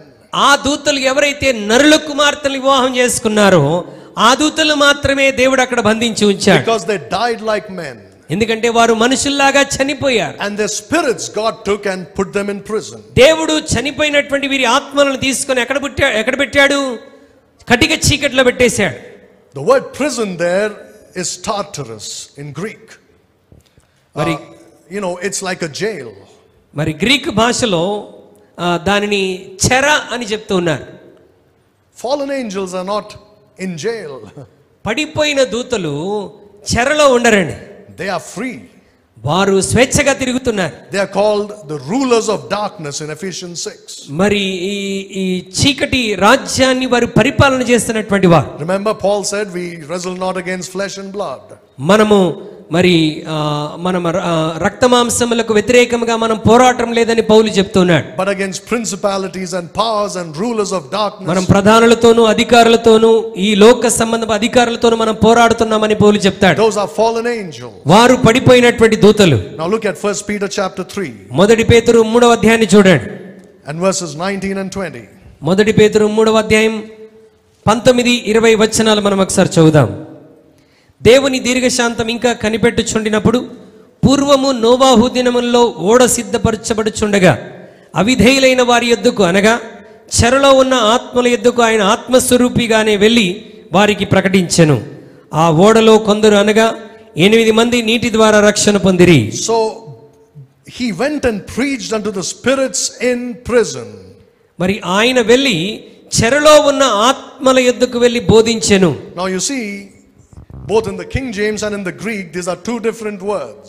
మరి కింగ్ జేమ్స్ వర్షన్ లో మరి ఇవి రెండు వేరు మాటలు. Even in the Greek. మరి గ్రీక్ లో కూడా there is hell, మరి నరకం, హెల్ అనేది ఉన్నది, which in Greek is Hades.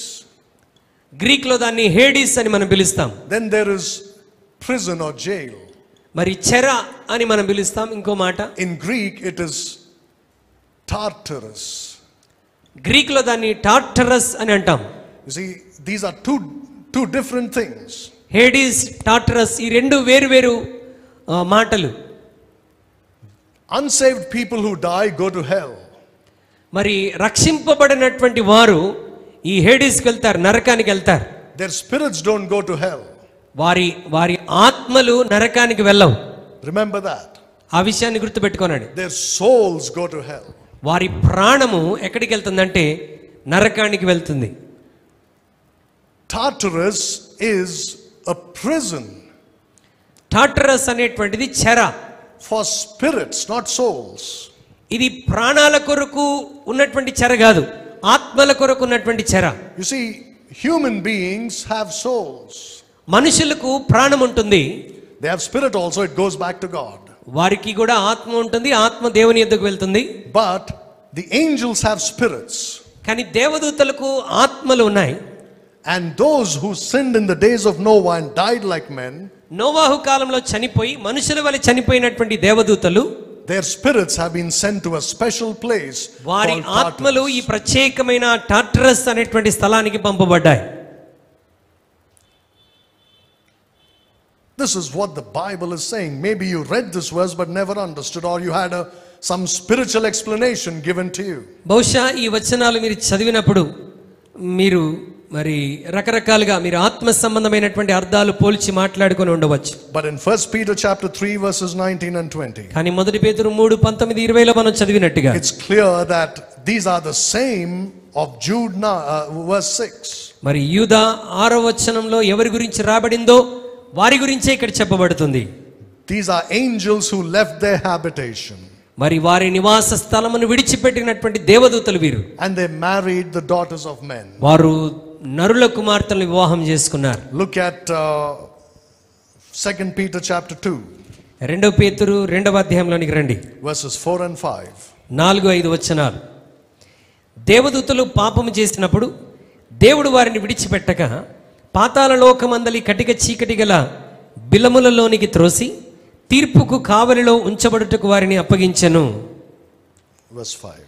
మరియు ఆయన పూర్వకాలమందున లోకమును విడిచిపెట్టక భక్తిహీనుల సమూహం మీదికి జలప్రలయం రప్పించినప్పుడు నీతిని ప్రకటించిన నోవాహును మరి 7 కాపాడాను.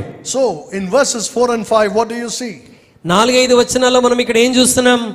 Angels sinned. దేవదూతలు పాపము చేసినప్పుడు. When did they sin? వారు ఎప్పుడు పాపం చేశారు? Verse 5. 5వ వచనం. Days of Noah. నోవాహు కాలంలో. Are you telling me that till the days of Noah angels did not fall? నోవాహు కాలము వరకు కూడా దేవదూతలు పడిపోలేదని చెప్తున్నామా? They sinned with Lucifer, you see. వీరు పడిపోకముందే లూసిఫర్తో కూడా కలిసి ఏం చేశారు? పాపం చేశారు. Before man was created. మానవుడు సృజించబడక మునుపే. Do you understand? అర్థమవుతుందా? But from this group of fallen angels, ఈ పడిపోయిన దూతల సమూహము నుండి some they went ahead and committed this horrible sin. కొంతమంది ఇంకా అతీతముగా బయటికి వచ్చి భూమి మీదకి వచ్చి భయంకరమైన పాపం చేశారు. Now again, as I've said, we don't have the time to look at history. మరలా చరిత్రలో అంతటికి చూడడానికి మన దగ్గర సమయం లేదు. But I'll just tell you one thing. ఒక్క విషయాన్ని మీకు జ్ఞాపకం చేస్తాను. It says that the number of these who committed this sin, ఈ పాపం చేయటానికి భూమి మీదకి దిగి వచ్చిన దేవదూతల సంఖ్య was 200. 200. How many do you think sinned with Lucifer? మరి లూసిఫర్తో కూడా కలిసి దేవునికి విరుద్ధంగా పాపం చేసినటువంటి సమూహం ఎంతమంది అయి ఉంటారు? Hundreds of thousands. మరి వందల వేల కొలదిగా ఉన్నారు. Out of that only 200 came and sinned. ఈ లక్షల కొలదిగా పాపం చేసిన దేవదూతల్లో ఒక 200 మంది మాత్రమే భూమి మీదకి నరులుగా వచ్చారు. So let me recapitulate that. మరలా దాన్ని మనం తిరిగి జ్ఞాపకం చేసుకుందాం. In the days of Noah, 6వ అధ్యాయంలో నోవాహు దినములలో angels, fallen angels came as men and married women. పడిపోయిన దూతలు దేవుని కుమారులుగా మనుషులుగా భూమి మీదకి వచ్చి నరుల కుమార్తెల్లో చక్కని వారిని చూసి వివాహం చేసుకున్నారు. When the flood came, they died as men. జలప్రళయం వచ్చినప్పుడు మనుషుల్లాగా వారు చనిపోయారు. Their spirits were taken by God and put in Tartarus. వారి యొక్క ఆత్మలు దేవుని చేత తీసుకొని పోబడి టార్టస్ అనేటువంటి చెరలో ఉంచబడ్డాయి. It's a jail, it's a prison. అది ఒక ప్రిజన్, ఒక చెర. Now let's come to Genesis 6:4. ఆదికాండం 6:4కు ఒకసారి మనం తిరిగి వద్దాం. ఆ దినములలో నెఫీలీలను వారు భూమి మీద ఉండిరి, తరువాతను ఉండిరి. దేవుని కుమారులు నరుల కుమార్తెలతో పోయినప్పుడు వారికి పిల్లలను కనిరి. పూర్వకాలమందు పేరు పొందిన శూరులు వీరే. Now in your Telugu Bible it says Nephilim. ఇక్కడ తెలుగు బైబిల్లో నెఫీలీలు అని రాయబడింది. This is a Hebrew word. అదొక హీబ్రూ మాట. So they put directly a Hebrew word there. Direct గా హీబ్రూ మాటని ఇక్కడ పెట్టేశారు. The translation of that is giants. మరి దానికి మరి here it says బలాత్కారులు అంటే చాలా బలము కలిగినటువంటి వారు, joints, ఆజానుబాహులు. Yeah, that's the right word. These were giants in stature. That means they were very tall. వీరు ఆజానుబాహులు, చాలా పొడవైనటువంటి వారు, బలవంతులుగా ఉన్నటువంటి వారు. Not normal human beings. మనకు వలె సాధారణమైన వ్యక్తులు కాదు. In today's language we call them hybrid. నేటి కాలంలో వారిని ఏమని పిలవగలం అంటే హైబ్రిడ్ అని పిలవగలం. Because you see they were born to human women and fallen angels. అంటే ఈ ఆజానుబాహులు ఎవరికి పుట్టిన పిల్లలు? నరుల కుమార్తెలు, పడిపోయిన దేవదూతలకు పుట్టినటువంటి వారు. Now every ancient religion has stories about giants. ప్రతి ప్రాచీన మతము కూడా ఈ యొక్క ఆజానుబాహుల గురించి చెప్పినటువంటి విషయాలు ఎన్నో ఉన్నాయి. When Christians read those stories they'll say, oh, it's all myth, it's not true. క్రైస్తవులు ఈ యొక్క విషయాలన్నీ చదువుతున్నప్పుడు ఇవన్నీ కూడా కట్టుకథలు, వీటిని నమ్మొద్దు అని మనం కొట్టిపడేస్తాం. They are not myths. అవి కట్టుకథలు కాదండి. They are all based on truth. అవన్నీ కూడా సత్యమును ఆధారం చేసుకున్నటువంటి విషయాలే. Yes, they made up stories after that. మరి వాటిని ఆధారం చేసుకుని వారు రకరకాలుగా కథలు అల్లారు కానీ, but the truth is సత్యం ఏంటంటే they did have giants, or the giants existed in those days. ఆజానుబాహులు అనేటువంటి వారు ఆ దినాల్లో ఖచ్చితంగా నివసించి ఉన్నారు. They were half angel, half human. వారు సగం దేవదూతలు, సగం మనుషులు. These are the gods of the ancient religions. మరి వీరు మరి ప్రాచీన కాలంలో దేవులుగా, దేవతలుగా పిలువబడేటువంటి వారు. These are the gods who are worshipped in the world today. మరి నేటి దినాల్లో కూడా వీరిని దేవుళ్ళుగా కొలుస్తున్నారు చాలా మంది. Many Christians say these were not giants, they were very intellectual people or very strong people. చాలా మంది క్రైస్తవులు ఏమని చెప్తారంటే ఈ జాయింట్స్ గా పిలువబడినటువంటి వీరు పెద్ద ఆజానుబాహులు కాదు, వారు చాలా తెలివైనటువంటి వారు, సామర్థ్యం కలిగిన వారని చెప్తూ ఉంటారు. Why is it such a problem to believe that they were giants in those days? మరి వారు ఆజానుబాహులని నమ్మటానికి ఎందుకంత వారికి సమస్య వచ్చింది? Let me show you what the Bible says. Bible ఏం చెప్తుందో చూపించనివ్వండి. Look at Numbers chapter 13. సంఖ్యాకాండం 30వ అధ్యాయం. Numbers chapter 13. 13వ అధ్యాయం. సంఖ్యాకాండం 13వ అధ్యాయం verses 32 and 33. 32 33 వచనాలు నేను చదువుతున్నాను. మరియు తాము సంచరించి చూసిన దేశమును గురించి ఇశ్రాయేలులతో చెడ్డ సమాచారం చెప్పి, మేము సంచరించి చూసిన దేశం తన నివాసులను భక్షించు దేశం, దానిలో మాకు కనబడిన జనులందరూ ఉన్నత దేహులు, అక్కడ నెఫీలీయులు సంబంధులైన అనాకు వంశపు నెఫీలీయులను చూచితిమి, మా దృష్టికి మేము మిడతల వలె ఉంటిమి, వారి దృష్టికి నీ అట్లే ఉంటిమని. You see that here. These are giants who are the sons of a man named Anak. ఈ ఆజానుబాహులు అని పిలువబడినటువంటి వీరు ఎవరి కుమారులని బైబిల్ అక్కడ చెప్తుందంటే అనాకీయుల కుమారులు. And it says these were giants, they were so big that we looked like grasshoppers before them. వీరు ఎంత పెద్దగా ఆజానుబాహులుగా ఉన్నారంటే వారి కన్నులకు మేము మిడతల్లాగా కనబడుతున్నాం. Imagine that.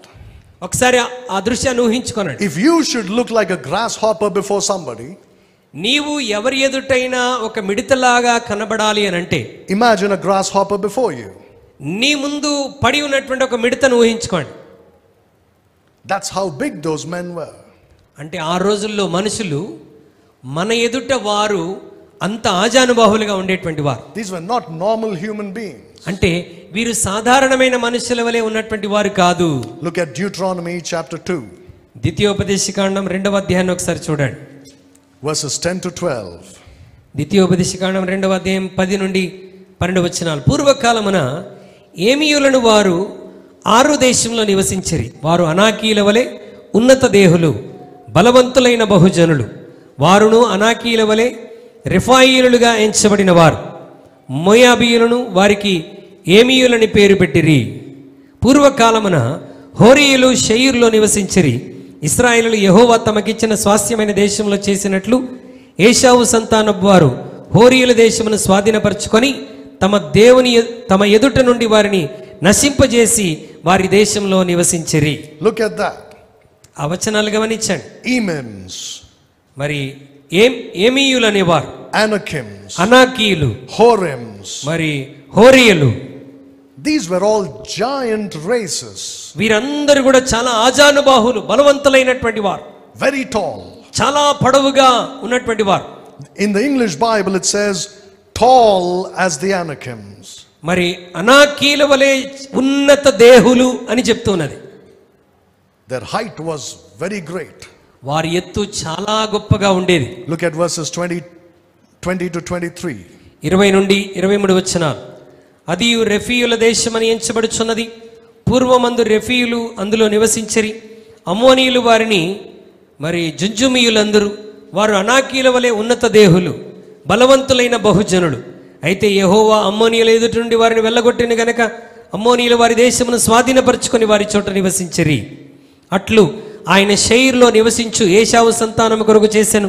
ఎట్లనగా ఆయన వారి ఎదుట నుండి హోరీయులను నశింపజేసెను గనక వారు హోరీయుల దేశమును స్వాధీనపరచుకొని నేటి వరకు వారి వారి వారి చోట నివసించుచున్నారు. Verse 23. 23 వచనం. గాజా వరకు గ్రామంలో నివసించిన మరి అవీయుల కఫ్తోరులో నుండి బయలుదేరి వచ్చిన కఫ్తోరీయుల నశింపజేసి వారి చోట నివసించరి. You see the word Gaza there? Gaza అన్నటువంటి మాటను చూసారా? And there you also have the word Caphtorims. Gaza అని తర్వాత కఫ్తోరు అన్నటువంటి మాట కూడా మనం చూస్తున్నాం. Caphtorims is a reference to the Philistines. కఫ్తోరు అన్నటువంటి మాట ఫిలిస్తీన్లకు సంబంధించినటువంటి మాట. Where did the Philistines live? ఫిలిస్తీన్లు ఎక్కడ నివసించారు? Gaza. గాజాలో నివసించారు. What are the cities of Gaza? Gaza యొక్క పట్టణాలు ఏమేమై ఉన్నాయి? Gath, Gath, Ashkelon, అష్కలోను, Ashdod, అష్టోదు, These are the places you find in Gaza. ఇవన్నీ కూడా గాజా ప్రాంతాలు. Now look at this.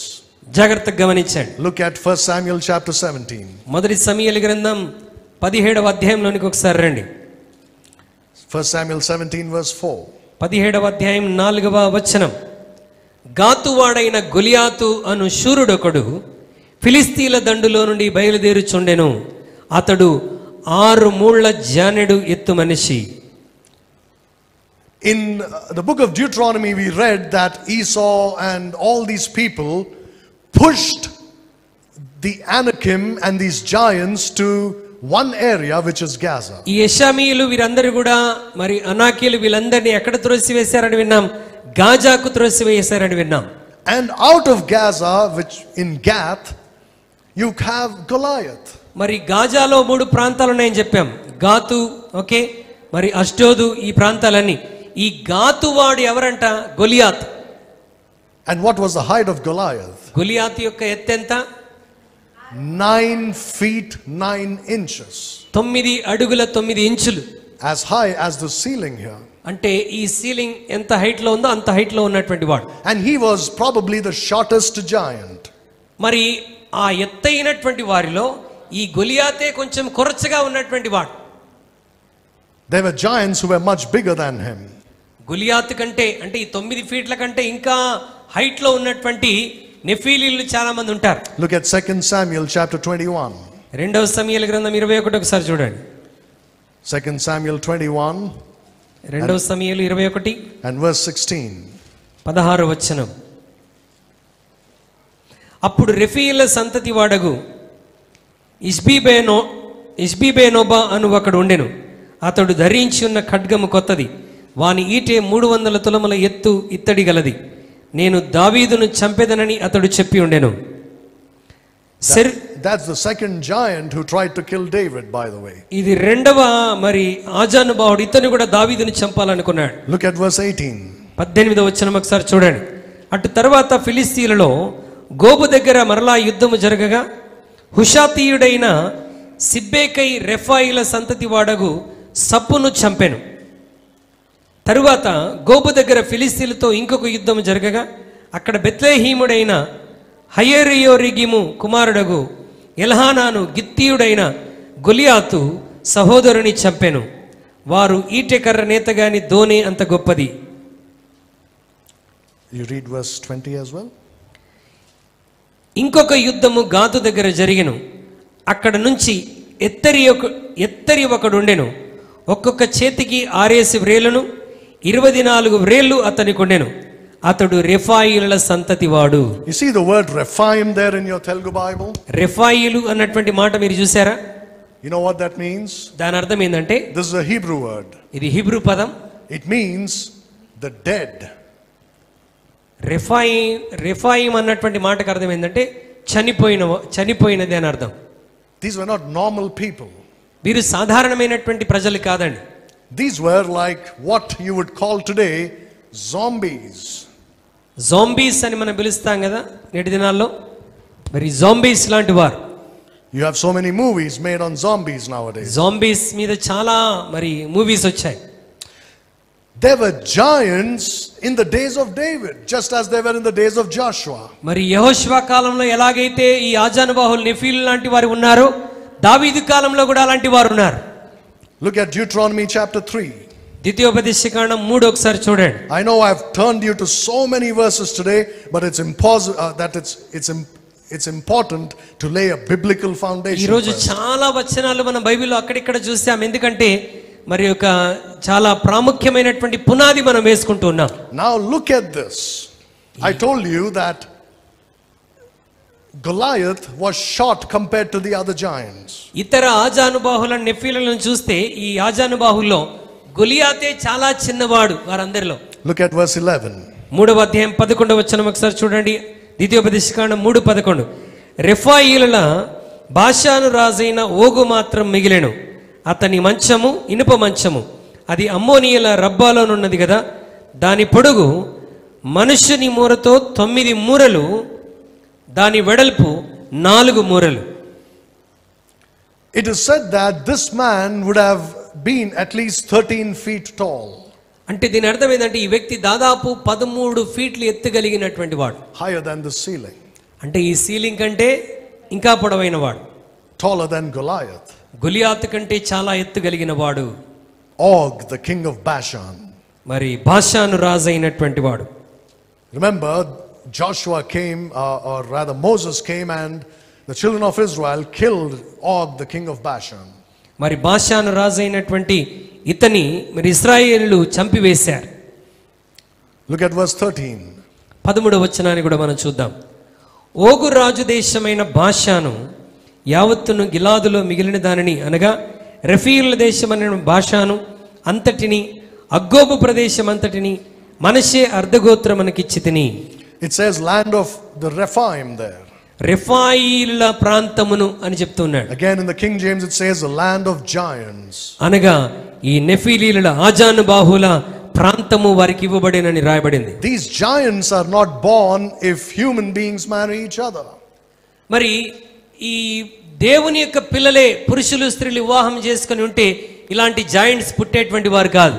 The maximum you see is someone may go up to be around 7 feet, a little more maybe. మరి మనలో ఎవరైనా ఒక 7 అడుగులు అంతకంటే కొంచెం ఎక్కువ పొడవు ఉంటారు, అంతకంటే ఎక్కువ ఉండరు. If they go higher than 7, they are very weak. 7 అడుగుల కంటే ఎత్తుగా ఉన్నారు అని అంటే వారు ఆరోగ్యంగా అంత బలవంతులు కాదు. They may come up to, some rarely may have 8 feet. మరి చాలా తక్కువ మంది ఎక్కడో మనకి 8 అడుగుల వరకు కనబడతారు. Like basketball players. మరి బాస్కెట్బాల్ ప్లేయర్స్ మనకు కనబడుతూ ఉంటారు. But you will see now they are strong, but very soon they become very weak. వారు ఇప్పుడు బలవంతులుగా కనబడవచ్చు, కానీ త్వరలోనే వారు చాలా బలహీనమైపోతారు. These giants that we are talking about, మనం చదివినటువంటి బలవంతులు, they were mighty men, it says. వారు పరాక్రమం కలిగినటువంటి వారు. Sometimes you wonder when you read in ancient stories. ప్రాచీన మరి కథలన్నిటినీ మనం చదువుతూ ఉంటే చాలా ఆశ్చర్యపోతాం. That a god came and lifted a mountain up. మరి దేవుడు వచ్చి ఒక కొండంతటిని పైకి వెత్తేసాడని. Right, and took it with him. తనతో పాటు తీసుకుని వెళ్తూ ఉంటాడు గాలిలో. I know you understand, right, whom I am నేను talking ఎవరి about. గురించి చెప్తున్నానో మీకు ఆల్రెడీ అర్థమైపోయి ఉంటది. You would have to stop and think, was it possible? ఒక్కసారి ఆలోచించండి, ఒక వ్యక్తి కొండని మోసుకొని వెళ్ళటం సాధ్యమేనా? Maybe it was not a huge mountain, బహుశా అది పెద్ద పర్వతం కాకపోయి ఉండవచ్చు, but big enough that it's impossible for a normal human being to carry. మరి అదొకవేళ పెద్ద కొండ అయితే మన వంటి సాధారణమైన వ్యక్తి దాన్ని మోయటం సాధ్యమవుతుందా? It may be just about big enough. అది వారు మోయగలిగినంత ఒక పెద్దది అని అనుకుందాం. They could do it. వారు బహుశా అది చేయగలిగారేమో. These were giants who were born to fallen angels. పడిపోయిన దూతలు నరుల కుమార్తెలను పెళ్లి చేసుకున్నప్పుడు పుట్టినటువంటి వారు. They are worshipped as gods in the world today. మరి లోకంలో వీరిని దేవుళ్ళు దేవతలని కొలుస్తూ ఉన్నారు. They are called mighty men of renown. మరి పరాక్రమవంతులు అని పిలువబడుతున్నారు. Now Jesus said the tribulation will be like the days of Noah. ఇప్పుడు మత్తయి సువార్త 24లో ప్రభు ఏం చెప్పాడంటే శ్రమల కాలం ఎలా ఉంటుందంట, నోవాహు దినముల్లాగానే ఉంటుందంట. When they married and gave in marriage, వారు పెళ్లి చేసుకొనుచు పెళ్లికి ఇవ్వబడుచు ఉన్నారు అని అక్కడ వ్రాయబడింది. this was the marriage the Bible is talking about. అంటే అక్కడ ఏ పెళ్లి గురించి బైబిల్ మాట్లాడుతుందనంటే నోవాహు దినముల్లో జరిగినటువంటి పెళ్లిల గురించి రాయబడింది. Because if they were simply giving in marriage, they were not committing any sin. చూడండి, మామూలుగా మనకులాగానే వివాహాలు జరిగి ఉంటే దాన్ని మనం పాపమని చెప్పుకునేటువంటి వారం. God wouldn't have destroyed the world with a flood, because men are marrying women. మనుషులు మరి పురుషులు స్త్రీలను పెళ్లి చేసుకున్నారని జలప్రలయం రప్పిస్తారని దేవుడు జలప్రలయం రప్పించి చంపుతాడా? చంపడు. The sons of God, fallen angels, married the daughters. దేవుని కుమారులు అనగా పడిపోయిన దూతలు భూమి మీదకి వచ్చి నరుల కుమార్తెలను చక్కని వారిని చూసి పెళ్లి చేసుకున్నారు గనక The children born to them were giants. వారికి పుట్టినటువంటి పిల్లలు ఈ జాయింట్స్, బలవంతులు. Now I will ఒకటి చెప్తాను, మిగతావి వచ్చే బైబిల్ స్టడీలో చెప్తాను. They wanted to mongrelize the human race. That means they didn't want humans to remain as humans. వారి యొక్క ఆలోచన, ఈ పడిపోయిన దూతల ఆలోచన ఏంటంటే మనుషులుగా వారి స్థితిలో ఉండకూడదు. Why did they want to corrupt the human DNA? మనుషుల యొక్క డిఎన్ఏని వారు ఎందుకు నాశనం చేయాలనుకున్నారు? Look at Genesis chapter 3 verse 15. ఆదికాండం 3వ అధ్యాయం 15వ వచనాన్ని చూడండి.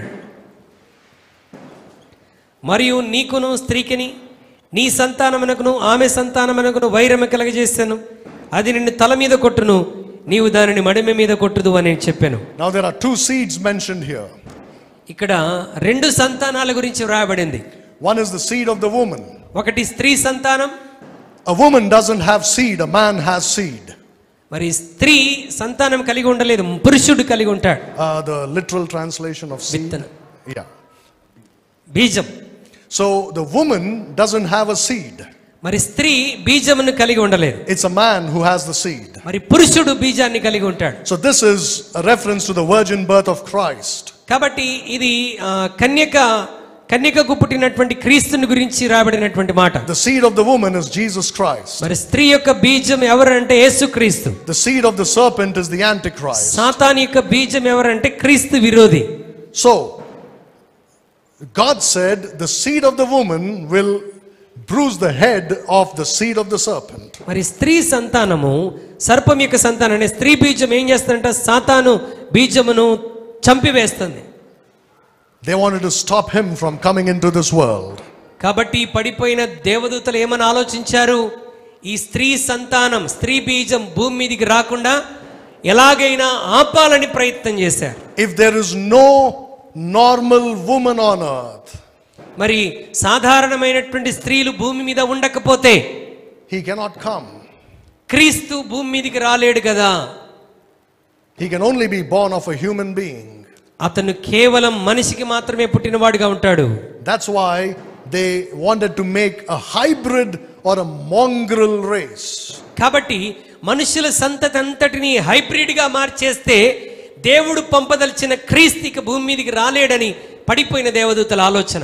Think about this. దీని గురించి ఆలోచించండి. Why did God kill everybody in the days of Noah except Noah and his family? నోవాహు కుటుంబము తప్ప భూమి మీద ఉన్నటువంటి మనుషులందరినీ దేవుడు ఎందుకు చంపేశాడు?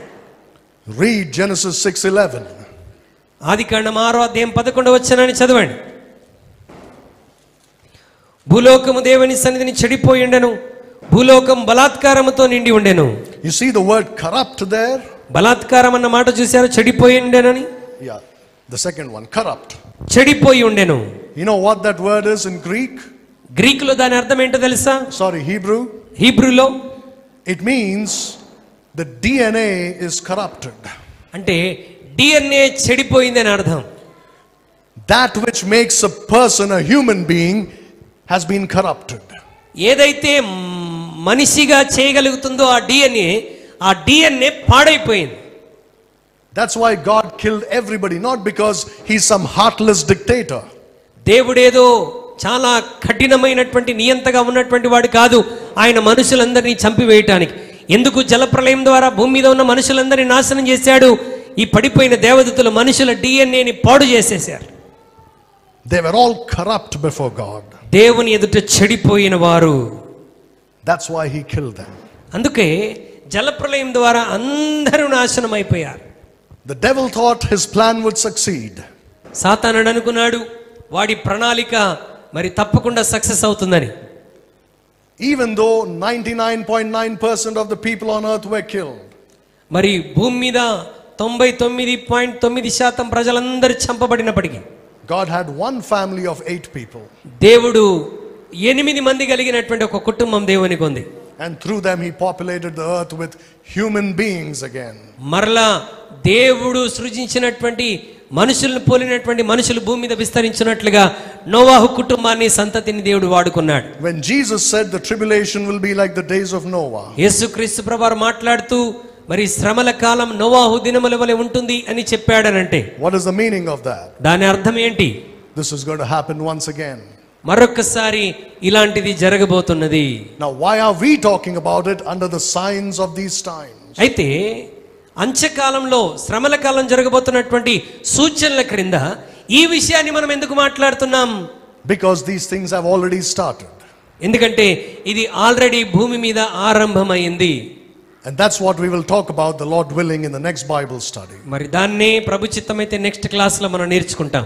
In this class we had a biblical foundation. మరి ఈ క్లాస్ లో ఇప్పటి వరకు ఒక బైబిల్ ఆధారిత పునాదిని మనం వేసుకున్నాం.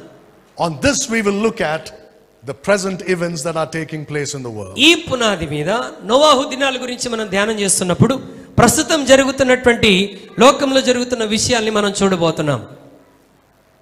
The time is very less, I would say, for us on earth. ప్రియమైన దేవుని బిడ్డలారా, మనుషులకు భూమి మీద ఇప్పుడు మిగిలిన సమయం చాలా కొద్దిగానే ఉంది. Because the devil is working overtime. ఎందుకంటే సాతానుడు సమయానికి మించి పనిచేస్తున్నాడు. The things that have to take place in the tribulation have started already. శ్రమల కాలములో జరగవలసినటువంటి కార్యాలు ఆల్రెడీ ఆరంభమయ్యాయి. In all these signs that we have seen till date. మరి ఈ రోజు వరకు మనం చూసినటువంటి సూచనలన్నీ కూడా all these are related to the tribulation. ఇవన్నీ శ్రమల కాలానికి సంబంధించినటువంటివి. But they have already started happening. ఇవన్నీ ముందుగానే ఆరంభమైపోయినాయి. The time is at hand. సమయం దగ్గర పడింది ప్రియమైన దేవుని బిడ్డలారా. The Lord is coming soon. దేవుడు త్వరగా రాబోతున్నాడు. What should we do? మనం ఏం చేయాలి? As always, ఎల్లప్పుడూ మనం చేస్తున్నట్టుగానే pray and prepare to meet the Lord. ప్రార్థించాలి, ప్రభువును కలుసుకోవడానికి సిద్ధపడాలి. The Bible says, prepare to meet thy God. నీ దేవుణ్ణి కలుసుకోవడానికి సిద్ధపడమని దేవుని వాక్యం సెలవిస్తుంది. Let us close our eyes. మన కళ్ళు మూసుకుందాం.